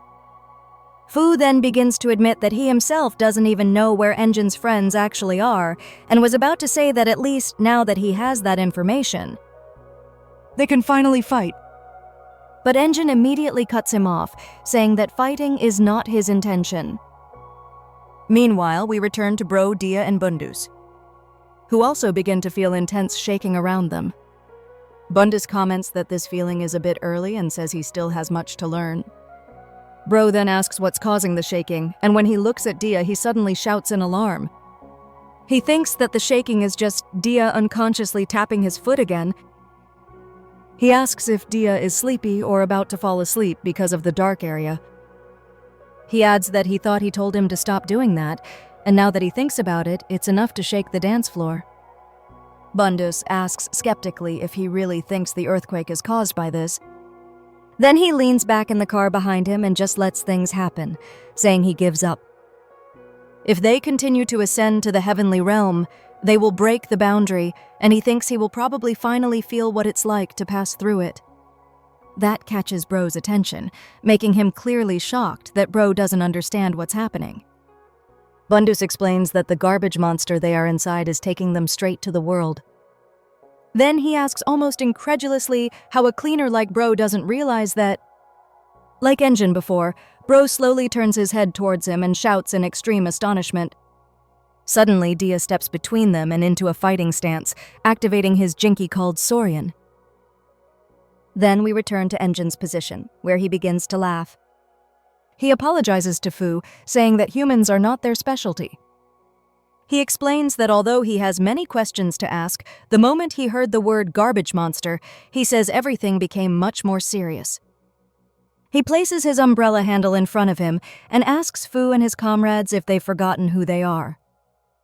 Then, from all sides of the scattered cleaners, they all simultaneously say, "Why don't we start cleaning?" while facing their respective enemies. Next, we are given a glimpse of what's happening outside the anomalous monster. And it seems this monster is causing the swirling of a huge amount of garbage around it. Then we immediately return to the confrontation between Dia and Bro against Bundus. The two allies glance at each other and understand. They have caught Bundus's attention, and as they prepare their respective Jinkis, he comments that they look like they're burning with fighting spirit, showing a curious expression. Soon after, Dia's pacifier Jinki Sentient and Bro's bandana Jinki Cross both transform, signaling that they are ready to be used. Bundus notices what's fueling their excitement and asks if it's because of what they heard about the garbage monster. If so, he says it's extremely convenient for him. He adds that Bro was actually tricked a while ago into thinking the tremors were caused by his little companion, while in reality it turns out to be caused by a giant garbage monster. Suddenly, Bro notices something and points out that they're not wearing masks, but then adds puzzlingly that they seem fine. He mentions that this place should be full of a large amount of harmful substances due to the huge size of the garbage monster, and Dia replies with a suck from his pacifier that only Bro can understand. Bundus interjects and says it's probably because this monster has a special kind of body, although he's not entirely sure either and admits that he also wants to find out. He starts walking towards Dia and Bro and begins to urge them to get straight to the point, inviting them to head towards the world. He suggests they present all their individual desires and goals first. But while he's babbling about being tired from working himself to exhaustion, Bro suddenly raises his Jinki and wraps it around Dia in a stance like a proud owner and his dog. Rio asks if so, why don't they act right here? Bundus is confused by this action and asks why he is binding his comrade. Bro pulls back and after a short run-up, powerfully throws Dia into the air, shocking Bundus. Who doesn't know why he's doing that? Dia flies past Bundus at high speed, stunning him, and he stares at Dia's trajectory, seemingly heading straight for the wall behind him. As he gets closer, he prepares to punch, and Bundus finds it hard to believe. Is he really going to break that wall? Dia's eyes become serious, and he clenches his fist. Soon after, his punch lands on the wall, but it's surprisingly weak because the flashy combo between him and Bro seems to have no effect at all. Silence fills the area, and Bundus just stares at him speechless. However, despite the unimpressive attack, Dia continues to punch the wall repeatedly as he moves down its surface. So Bundus turns to Bro and tells him to stop the boy. He says that even if Dia is a cute boy, he needs to be taught reality.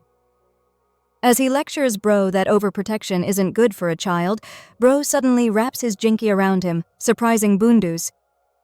With a serious expression, Bro says that when a child is growing, adults who try to hold them back are bad people.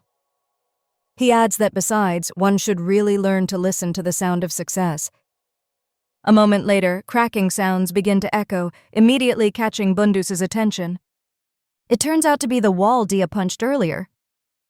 And now, with each punch, he is leaving increasingly large cracks. While doing this, Dia continues to suck on his jinky. Bro explains that continuously attacking an opponent allows Dia to steal that opponent's strength. He points out that Sentry Lauren's ability is Drain. While he's explaining, Dia continues to punch the wall, and soon he has absorbed enough strength to create a large hole in it. However, there are still many layers of walls behind it, making Bro comment that he didn't expect the journey to be so long before reaching the monster's true armor. But when he looks at Dia, he notices his energy steadily increasing.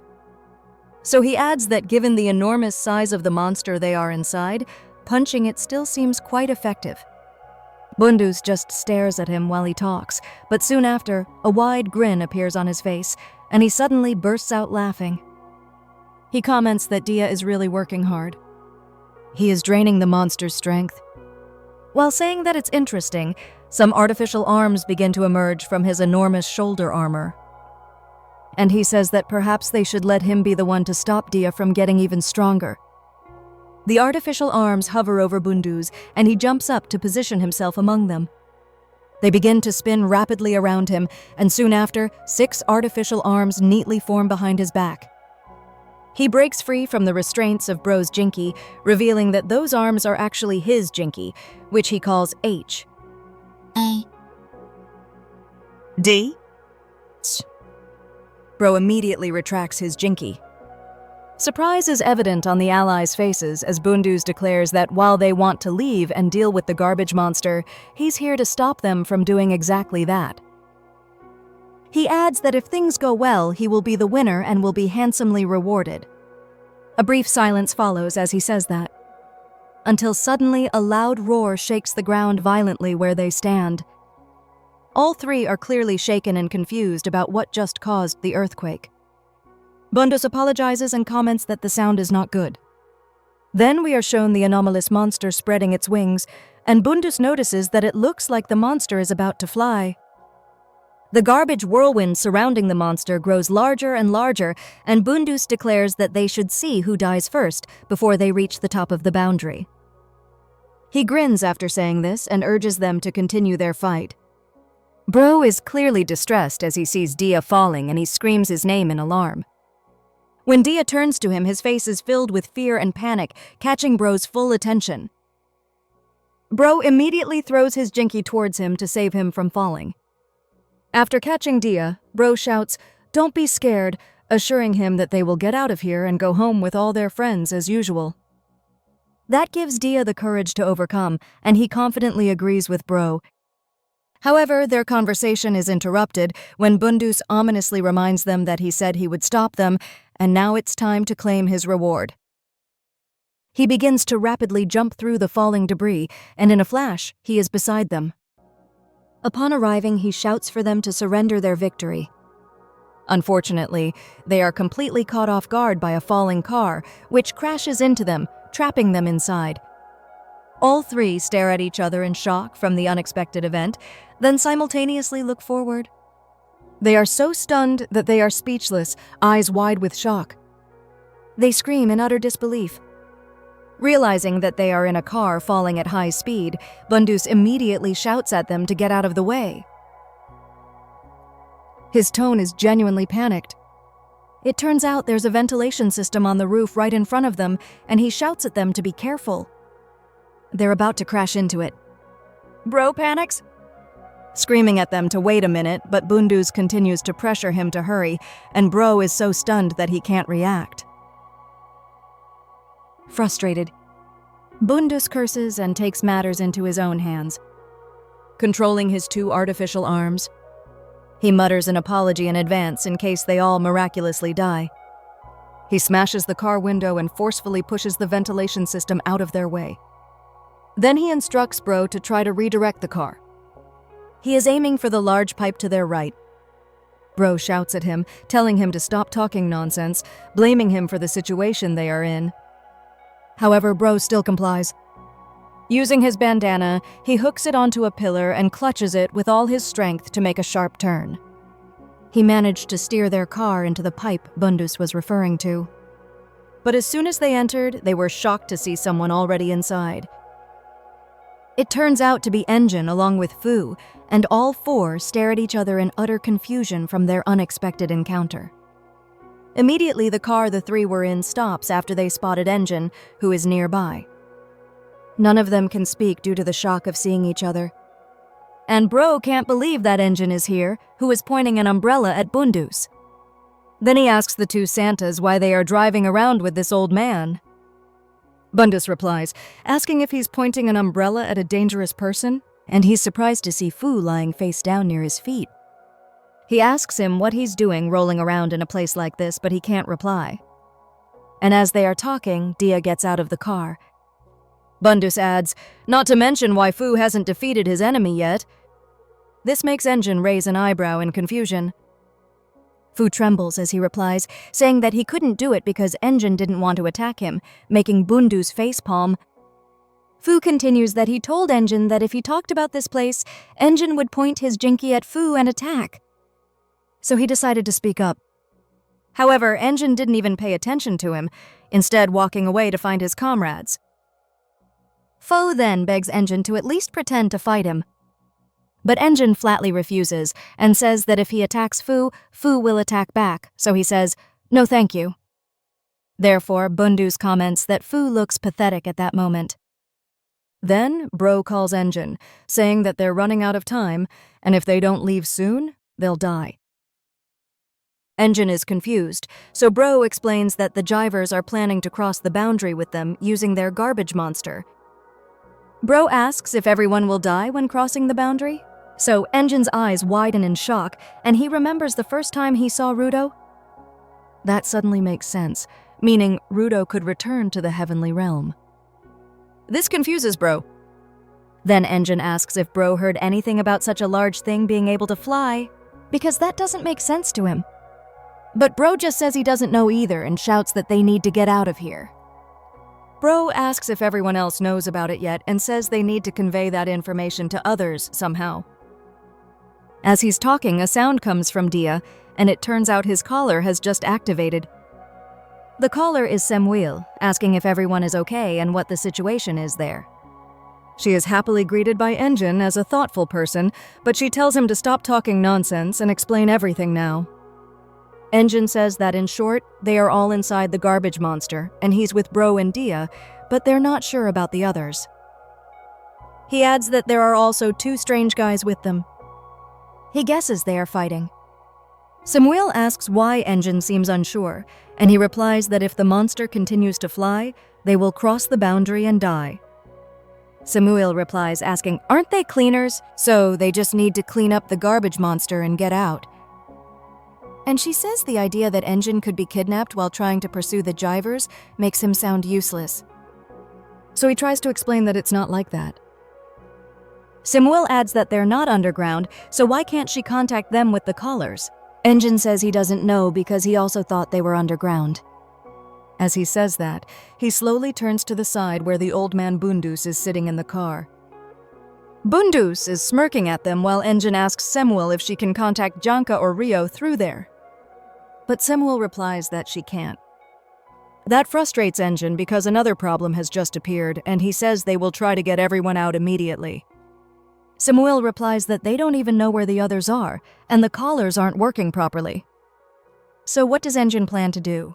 Engine replies that his name was given to him by someone he owes a lot to, and it comes from an old word meaning scavenger. So he will act as a symbol and gather everyone together.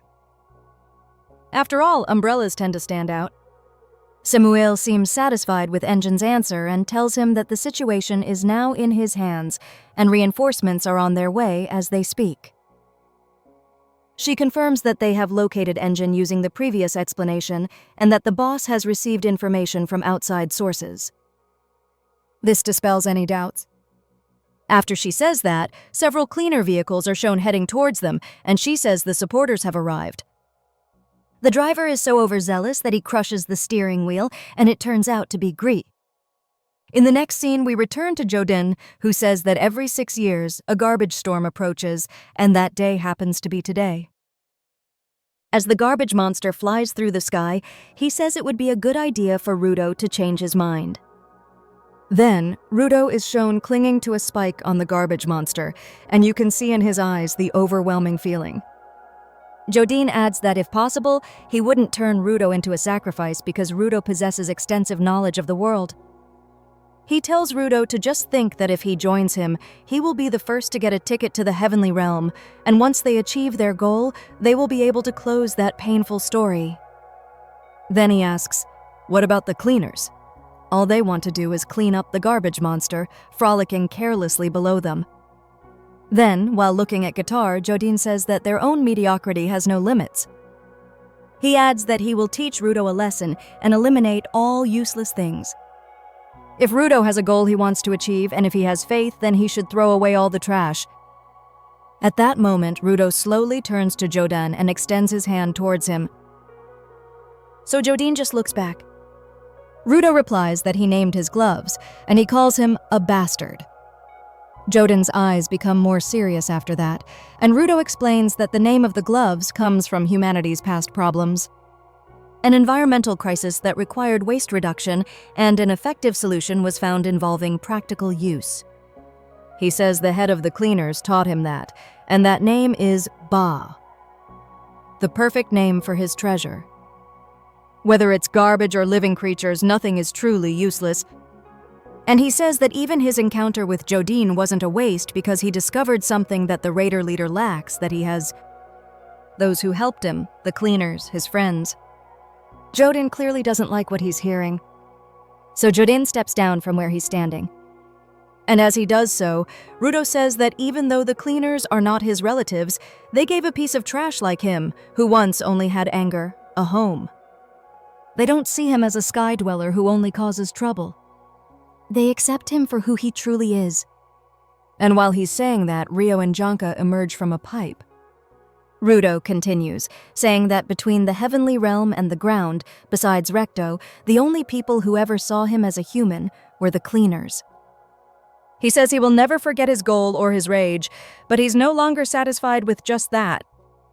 Then he lets go of the spike he's clinging to, and proudly declares that what he's trying to say is he wants to keep everyone alive, have fun with them, and take revenge on everyone while living his best life.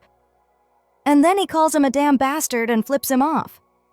At that moment, Jodin lunges at him, transforming his shape, and says that the words coming from Rudo are those of a brainwashed person, and they are meaningless and greedy. Jodin continues, saying he will make a prediction and mentions anger and friends, stating that what will fill Rudo's mind next will be nothing but regret. Rudo is angrily choked by Jodin, who asks him when he will realize that deluded souls who continue to pick up garbage will always return to square one. Rudo tightens his grip on Jodin and tells the driver leader that he is the deluded one today and that he can clearly see the envy emanating from Jodin. Jodin then asks where Rudo's friends are, and just then something begins to emerge from the body of the garbage monster. Whatever it is, it swirls upwards, and both Rudo and Jodin look up to see what's coming out. An umbrella is being pushed up by someone. That person is none other than Engine with his Unbreaker, answering Jodin's question that Rudo's friends are right here. In the next scene, we return to the past where Engine and the others are. As Bundus mocks Engine for claiming he will become the Flag, the commander who will rally everyone. He walks towards them and asks Engine if he truly thinks he can do that inside the giant monster. Engine replies that creating a big, flashy show is surprisingly easy, and then he jumps down the pipe they are standing in. And while falling, he says all that matters is pouring energy into what he's about to do. Bundus asks if Engine can't use that energy, or whatever he calls it, to free himself from the garbage monster. Engine looks annoyed by the question and snaps back, saying didn't he just say he would take everyone with him? Immediately after saying that, he activates his breaker. He propels himself upwards, spinning exactly as Rudo and Jodin saw him in an earlier scene. As he performs the move while making clanging and clanking sounds, the two Santas are also shown preparing to move. Bundus seems stunned, wondering if Engine found out where the other cleaners were before he left. As he is wondering that, the two Santas also jump down the pipe, surprising Bundus. He just assumes Engine actually figured it out and asks if there are any technologies that allow them to locate their comrades. Bro replies that they don't, but Engine's hunches are usually right. Bundus is so shocked that even his 6 auxiliary hands react, unable to believe that Engine relies on pure intuition. At that moment, we return to the present, and Engine exclaims that it's a bullseye because he found Rudo. As soon as he lands on the body of the garbage monster, Jodin asks if he drilled a hole through the monster to get here and says he's surprised Engine knows where to find them. That can only mean there's another cleaner. Immediately after saying that, another person enters the scene. Rio is carrying Janka and the two Santas. Rio thanks Engine for creating the path because they were lost. Engine then comments that he doesn't look well and asks if he's still alive, but he can't reply properly. Bro then notices Guitar and is relieved to know where she's been while Guitar is hurting from hitting her head. Jodin is stunned and begins to return to his normal form, and Rudo tells him that it seems his friends are still alive. Rudo adds that he's fed up with Jodin's slow and stupid experiments.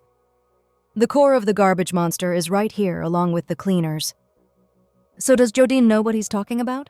That experiment is over. Jodin turns to the young prodigy of the cleaners and says that the experiment is indeed over because very soon Jodin will get the results and they will all know exactly what happens when they cross the boundary.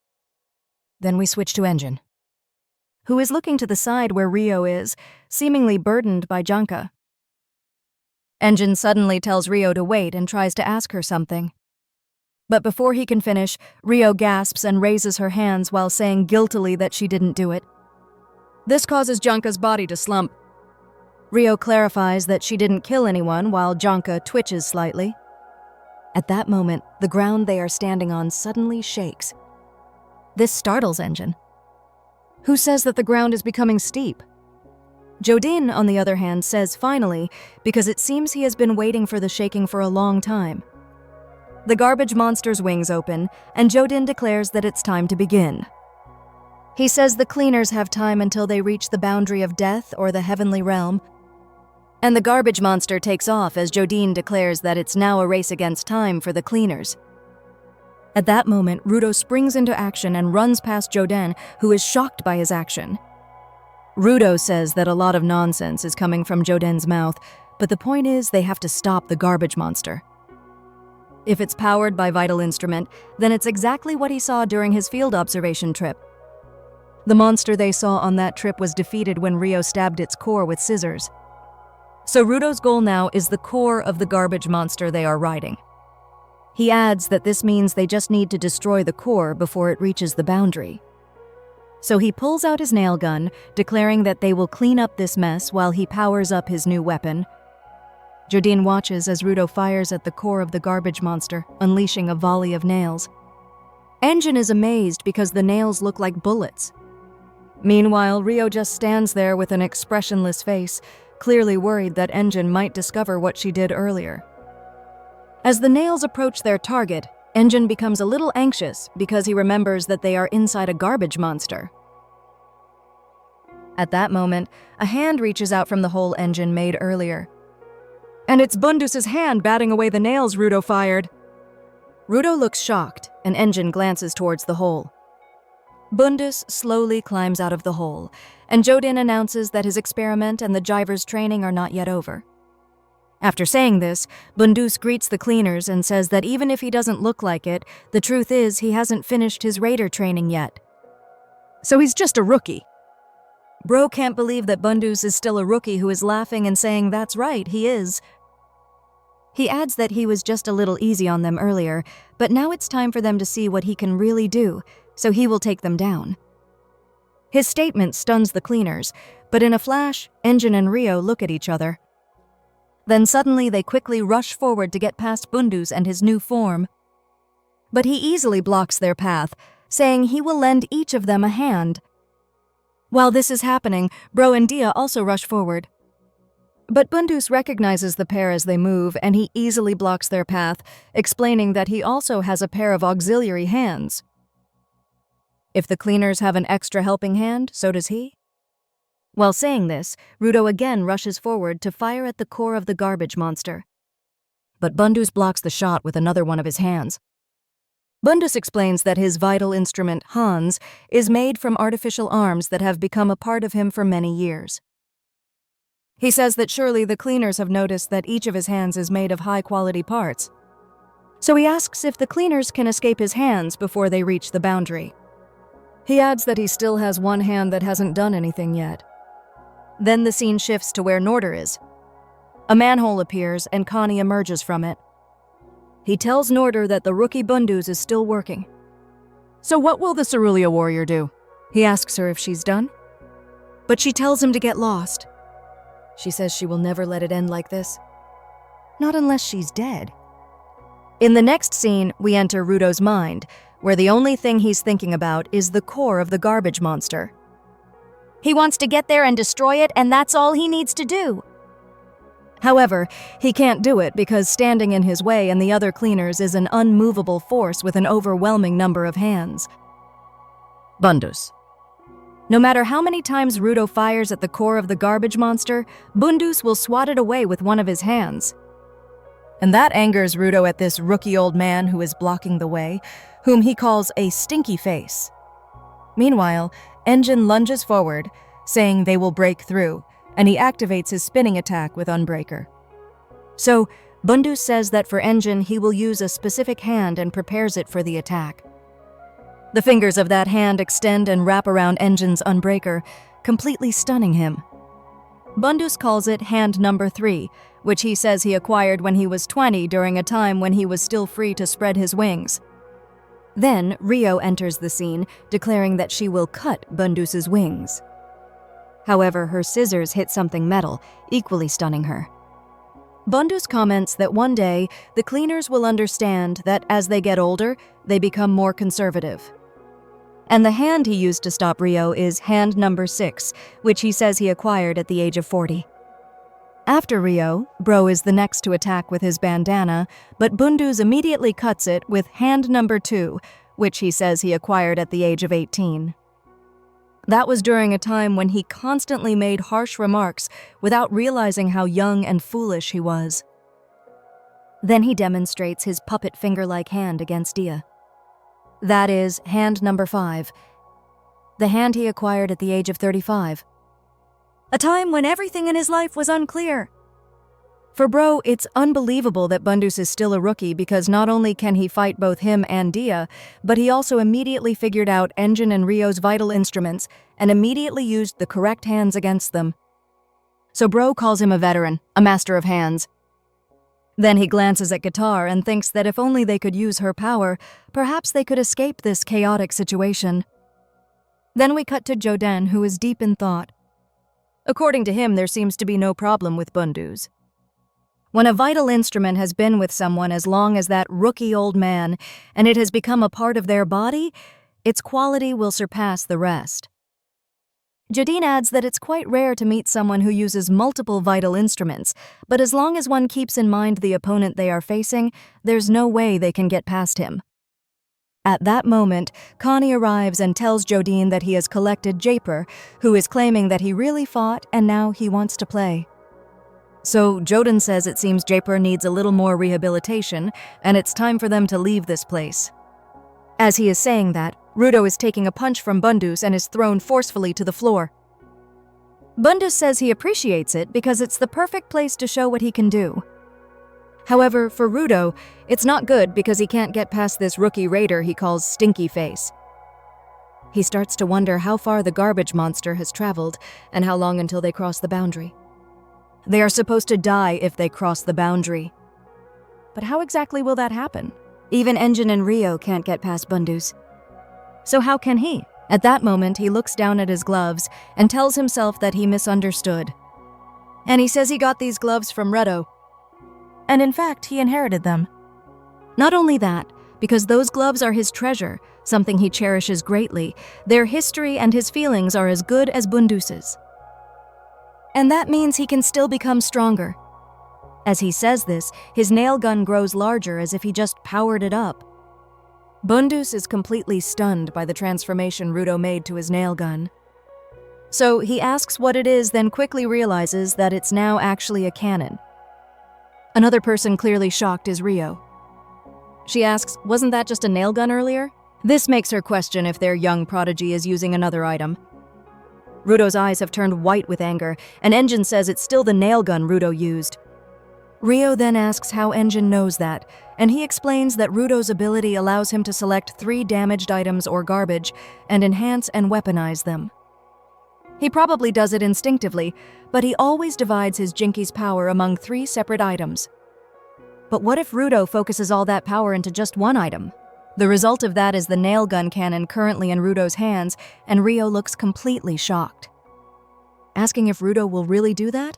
Won't he collapse after using it just once? Engine replies that regarding what will happen if Rudo abuses his power, Rudo currently probably wouldn't care at all right now. Both Engine and Rio stop attacking, while Bundus realizes that Rudo is planning to go all out in a single blow. So he calls it reckless. But that really means he needs to proceed cautiously. Bundus then positions all his arms to block Rudo, adding that trying to stop people from doing stupid things is super annoying. Rudo is completely fired up as he prepares to attack, and Bundus is telling him to stop. However, Rudo continues to advance, pulls the trigger of the nail gun cannon, and it fires while he's telling Bundus to get out of the way. As the projectile approaches the raider's rookie old man, Bundus prepares to catch the incoming shot with his arm. The force of the projectile sends him flying a great distance due to its sheer power, but he successfully blocks it. He is completely impressed by its power, but says it's still not enough. However, Rudo again raises his hand, surprising Bundus because it seems Rudo is signaling something. It turns out to be Rudo's signal that he's about to fire another projectile from the cannon. As soon as he lowers his hand, the nail gun cannon fires again, and this time the explosion shatters Bundus's arm. He is clearly shocked that Rudo's projectile pierced through while destroying his arm in the process. Bundus's artificial arms are broken and shattered into pieces. He can't believe what he just witnessed. His most precious arms destroyed right before his eyes. Rudo observes closely, looking worried about what happened. And because his attack only grazed Bundus's arm, it didn't directly hit the core of the garbage monster. Jodin follows it with his eyes and realizes the attack hit the creature's wall. Then he looks at the cleaners, showing clear regret. Seeing how close it was, Bro comments that if it had just shifted a little more to the left, it might have hit. But Engine points out that at least they finally got past that old man. He is about to say more about the core, but his attention shifts to Rudo, who has fallen to his knees after seeing what happened. That moment is truly devastating for him, and Engine calls out to him. Simultaneously, Rudo is clearly exhausted from using his Jinki. Meanwhile, Bundus lies on his back on the ground and mutters that this is painful. Looking at the fragments of his arm scattered on the floor, he says that even if they can be repaired, it's terrifying to see something precious to him completely destroyed like that. This sight playing out before his eyes will always break his heart. Rudo is silent as his cannon slowly dissolves. Its purpose is now fulfilled. Engine quietly observes and can't believe how deeply affected Rudo is by witnessing the destruction of other people's belongings. Jodin, on the other hand, has a different expression.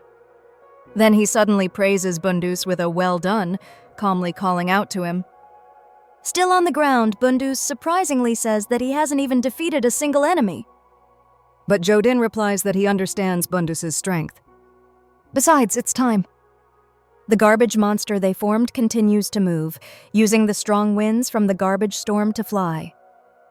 Bundus asks if they are approaching the boundary. And according to Jodin, now they clearly understand what it feels like to fly the monster, its durability, the driver's strengths and weaknesses, what the collars can really do, and the true power of the other Watman series. There's no reason for them to stay here any longer because everything has proven useful. Bundus stands up and follows him. Rudo notices something left behind and calls out, pointing out that Bundus's jinky is still there. Bundus raises his hand and points to his shoulder, and with a snap of his fingers, the fragments of his artificial arm begin to lift from the ground. He notes how he treats everything with compassion. Bundus clarifies that his artificial arm is a combination of parts from his first prosthetic. It's like accepting a new jinky, especially one that contains memories and emotions within. That's why he's sure it will become even stronger. He calls it the core of his jinky, and as he said before, he can easily repair it. Rudo is caught off guard by that realization. He can't believe what they are trying to do. Frustrated, he asks if their plan is just to run away. Jodin questions his outburst, calmly stating that it's part of his plan. He considers the cleaners test subjects in his experiments. It's normal for test subjects to remain confined. Angry, Rudo curses Jodin, shouting that they dragged them into this situation, so they should stop doing whatever they want. Jodin replies by asking why Rudo doesn't stop barking and go destroy the core. It doesn't matter anymore anyway. Jodin adds it's too late. He advises them to hurry up, mentioning that he has a new rookie eager to meet them. Suddenly, an electric current surges from the hole in the ground. It's Norder's jinky. She gracefully appears from below, her gaze locked on Rio as she calls out Rio's name. Rage burns in Norder's eyes. In the next scene, a city is shown. Two silhouettes are seen looking out a window, a father and his child. The child asks his father if the tar storm is coming. The father gently corrects him that it's a garbage storm and tells him not to worry. Even if it gets close to them, they are protected by a giant outer wall surrounding the city. However, in the middle of their conversation, a huge pile of garbage unexpectedly appears right outside their window. It falls straight down near their house. The child can't help but cry in fear, and the father is panicked because the garbage has entered the city. They stand by the window, anxiously looking up at the sky, worried about what might happen to their city, especially since it's near the storm's path. Back inside the monster, electricity begins to crackle violently, and Rudo becomes anxious as he notices this. The power continues to increase. Jodin just watches while Norder displays her terrifying jinky. She hovers in midair. The bruises from Rio's previous attack are still visible on her face. Rudo stares and asks what's happening to Norder.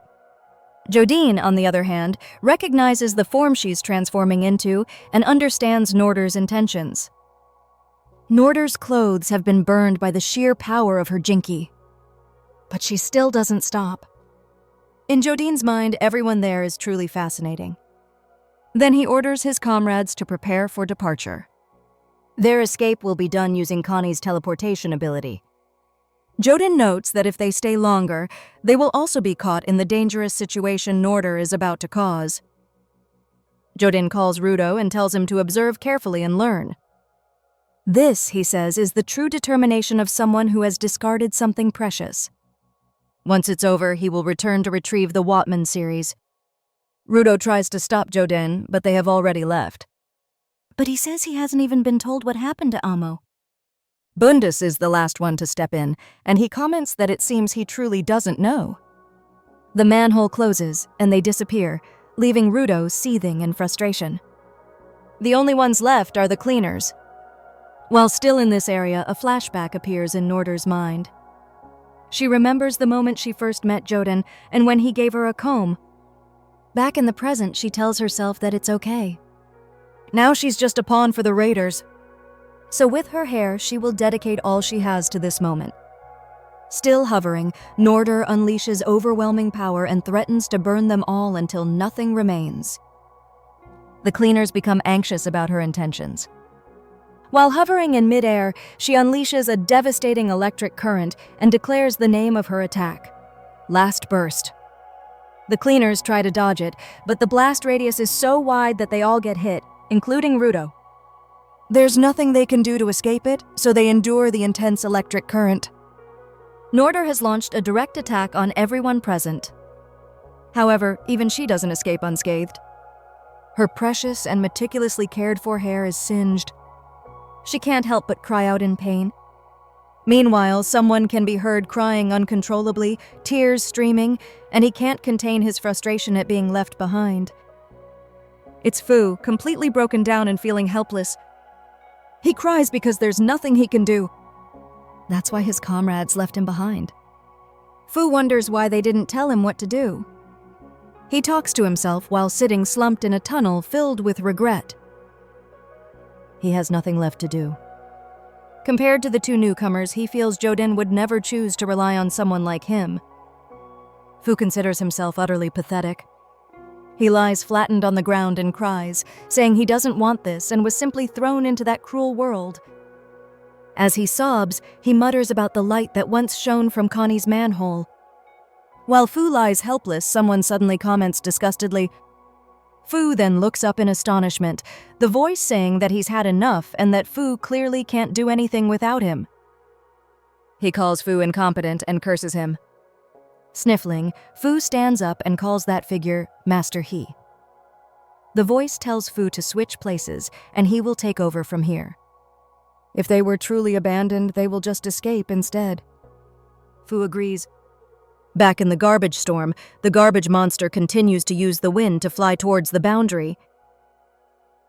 Amidst the chaos, someone shouts for it to hurry up. It's Norder, who is clearly struggling to hold on. She demands the garbage monster move faster and crush the bastards inside before all her hair burns off. She screams for it to go through, still holding the cleaners with her electricity. Rudo, Engine, Rio, and the other cleaners writhe in pain, unable to stand under the effect of her jinki. They collapse, struggling against the electric current. Rio observes the situation, glancing towards Engine. Then she turns back after hearing Bro shout Dia's name. Dia is sobbing and clearly in pain, and Bro tries to move closer to him in a panic. Seeing his comrade suffer, Rio calls out to Norder. She considers her time limit when using electricity. At most, she can only maintain it for 1 to 2 minutes. If she exceeds that, her hair will surely be lost. However, she realizes that Norder is determined to push herself to the extreme. In that moment, she thinks she should have killed her when she had the chance. But now it's too late. Her body can't even move. From behind her, one of the cleaners is trying to stand up and move forward. Both Rio and Norder turn to look. He has traveled a long way from where he was standing earlier, making Norder ask how he can still move. How did he do that? He replies that it's the strength he gained by discarding something important to him. Frustrated and disbelieving, Norder can't accept that he can still move after everything. It's Rudo, still refusing to give up and focusing intensely on one goal, destroying what stands before him. The core of that garbage monster. Norder becomes anxious as she sees his absolute determination as Rudo overcomes the pain for what he believes in, taking down the cockroach of them all. From a distance, a sound begins to echo along the walls of this place. With her back turned, Norder notices the noise and glances in its direction. It's coming from the damaged area where Rudo's cannon shot landed earlier. The cracks are now starting to spread due to the pressure. Engine also notices this. It's the same wall that Rudo's weapon hit earlier. The structure slowly begins to collapse. As he stares at the crumbling surface, his face is filled with anxiety. They are currently in the garbage storm, and the consequences could be disastrous. Even Jodin didn't anticipate this. Finally, one side of the garbage monster breaks, opening a hole that allows a fierce wind to rush in. The sudden wind makes Norder lose her balance. She curses as she tries to fight against the force but cannot. Swept away by the wind, she tries to cling to something to save herself from being completely thrown away. Now, at the edge of the hole, she glances down at the cleaners inside. Then she looks across at the raging storm and, unable to hold on any longer, she lets go, swept out of the garbage monster by the fierce winds. She laughs in surrender to Jodin. She says she made it this far. As she is swept away by the wind, memories from Norder's childhood return. Her voice echoes in her mind, asking what someone said at that time. Little Norder had asked that person what they called her hair. She insisted to the person she was talking to that they often saw travelers like him, men who thought they could charm their way in just because the village was full of women. She stands up and tells him to find somewhere else to find a sweet, innocent girl to quench his thirst because they are a warrior tribe. Her words are directed at Jodin, who calmly says he doesn't know what she's talking about and states that he just says what he thinks. Norder was confused by that reply. At that moment, back in the present while hovering in midair, she comments that the scene is beautiful. She thinks of Jodin again and says the boundary looks beautiful. She sees the void in the sky between the cloud layers, and within it, a silhouette. While hovering in the air, she notices that silhouette is looking at her with sharp eyes. She is shocked by what she sees. Panicked, she shouts, "I have to warn Jodin." Then she remembers everything that happened. However, her memories begin to fade. She wants to tell him that if he crosses that point, everything precious to him will be taken away. Along with it, the power she cherished most is lost. She tries to shout a warning about the boundary, and with that, she disappears. Her final thoughts mention the Guardians. Back inside the garbage monster, the hole in its side lets in a fierce wind. The cleaners struggle inside. Engine shouts at them to hold on tight. No matter what happens, they must make sure not to be sucked out. Bro clings to Dia. Rudo curses the situation. If they don't act, they will crash into the boundary. As he blinks, darkness covers his vision and his eyes widen. Outside, he spots Norder floating. He is stunned. Rio also notices her, wondering if it's really her. Engine asks if that means she reached the boundary before them. Well, never mind, he says. He just wants to hear that Janka and Guitar weren't swept away. Rudo is still observing, wondering why everything suddenly turned dark for just a second. Meanwhile, the wind from the garbage storm grows stronger. Engine becomes more and more anxious, knowing that everyone is exhausted and tired after the electric shock they just endured. In his opinion, they won't last much longer. They have to find a way to take down the garbage monster, otherwise they will all cross the boundary. He begins to think and recalls something behind his back. It seems he has an item here that he now needs to use for their situation. While he's struggling, Guitar is seen standing and hovering nearby. While Janka is lying face down on the floor, shocked to see them, both look distraught. Engine anxiously asks what they are doing. They will be swept away if they don't hold on to something. Bro can't believe his eyes when he sees Guitar and warns the little girl. He tells her to come closer, otherwise she'll be blown away. She apologizes to everyone and says her head just hurts, but after a nap, she's back to normal. When they ask if Janka hit his head, they suddenly realize something. That's right, what were they thinking? They don't need to worry about Guitar being sucked out. Rudo doesn't understand what they mean. While just standing there, Guitar asks Bro how far she went this time. He replies that she reached number 3, but says she shouldn't go past that point anymore. Guitar jumps up and says, "Okidoki." She spins around, and Rudo stares at her curiously. He asks what her vital instrument is, and Engine says he's looking at it. Guitar continues to spin and says, "Vital is human." Guitar, her Jinky activates, and she transforms into a giant kaiju. Then she says she thinks she should get even bigger. The instrument Engine is referring to is the kaiju costume she's wearing. When Guitar activates her Jinky, she gradually transforms. Thanks to that, she is able to block the hole that is causing trouble for everyone. Rudo is very impressed with her Jinky. Guitar keeps repeating "hole in the wall" while smiling a little, some wind still coming through the gap. So she inserts her body into the side to completely seal it. Now everyone is safe and won't be blown away anymore. Engine is very impressed. Meanwhile, Rudo is still speechless at what he witnessed. Engine comments that her Jinky is very flashy. That makes Guitar happy, and now their problem is solved. The cleaners prepare to start cleaning. Engine apologizes to the garbage monster for making it wait. In front of them is the core where Amo's shoes are placed. Outside, Bundus sits silently while Jodin observes the garbage storm. He observes closely and notices that the storm is gradually disappearing. Bundus is silent for a moment before asking why. Jodin finally decided to use the simulated garbage monster to cross the boundary. Until now, no one has ever survived crossing it with any experiment they used. He asks what makes this simulated garbage monster different. Jodin doesn't reply, making Bundus wonder if it's a trade secret. The garbage storm continues to recede, while Jodin remains silent, thinking about an item he once had. Finally, Jodin replies that what makes it different is that inside it lies the power of protection. From the outside, it can be seen that the monster's body is starting to collapse. That's because inside, the cleaners have finished their work. They charge into it together using their respective Jinkis.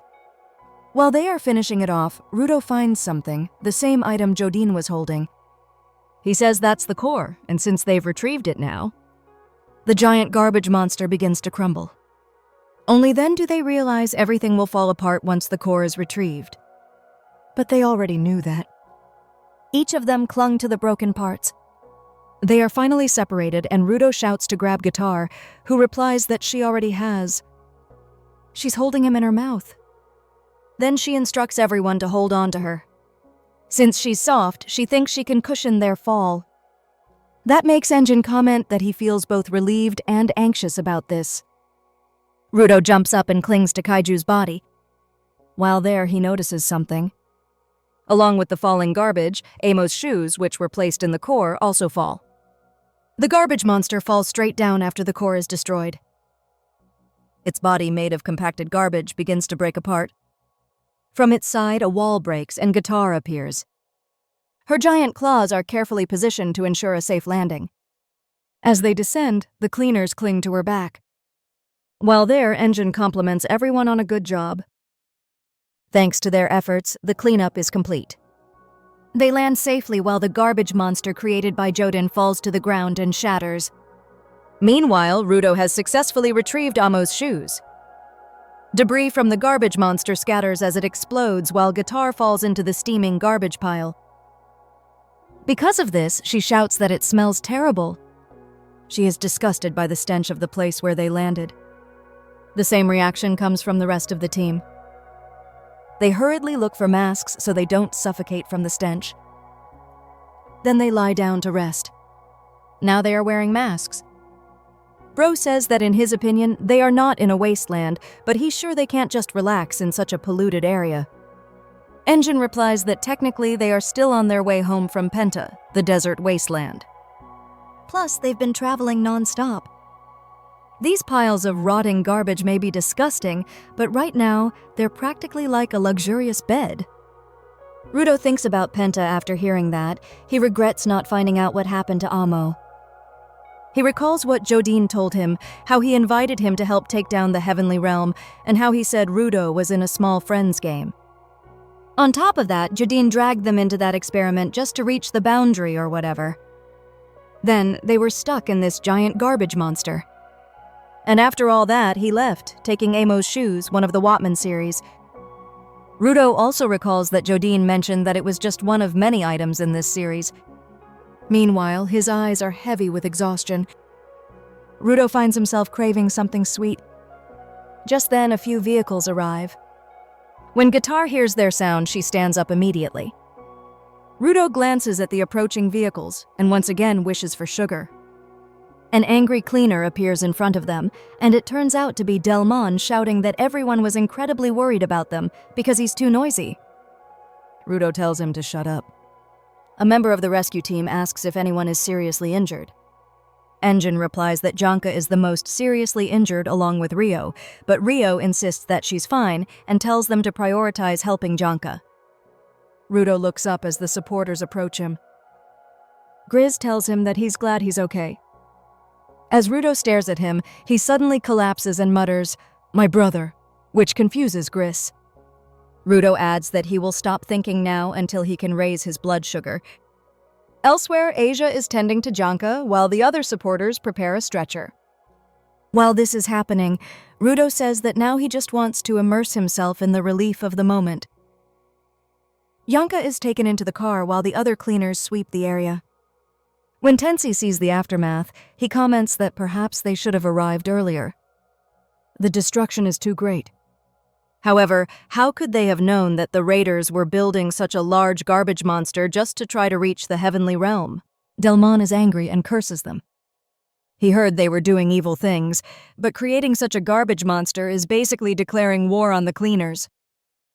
Tensi, however, raises the question, how exactly could humans do that, and how many more could they have created? That's when the always enthusiastic Guitar interjects, saying she knows the answer. Now back in her normal form, she says she overheard one of them mention that they tried to create a Watman series, but it didn't work. The defective versions became simulated garbage monsters. However, Guitar admits she's still confused. Why are they collecting the Watman series? Can it grant a wish? She adds that she wishes she could turn back time so they could have a real battle with that simulated garbage monster. Tensi ponders the mention of producing a Watman series. There are still too many questions, but now they need to be vigilant and closely monitor the Jivers' movements. They must ensure that the Jivers continue to fail. Back to Jodin and the others, he asks Bundus why he said that. In Jodin's view, the experiment was a success. Bundus is stunned. After all, the simulated garbage monster was lost along with the rookies and an item from the Watman series. But Jodin explains that the main question of the experiment was whether it was possible to cross the boundary and survive. And according to him, all test subjects returned to the ground intact.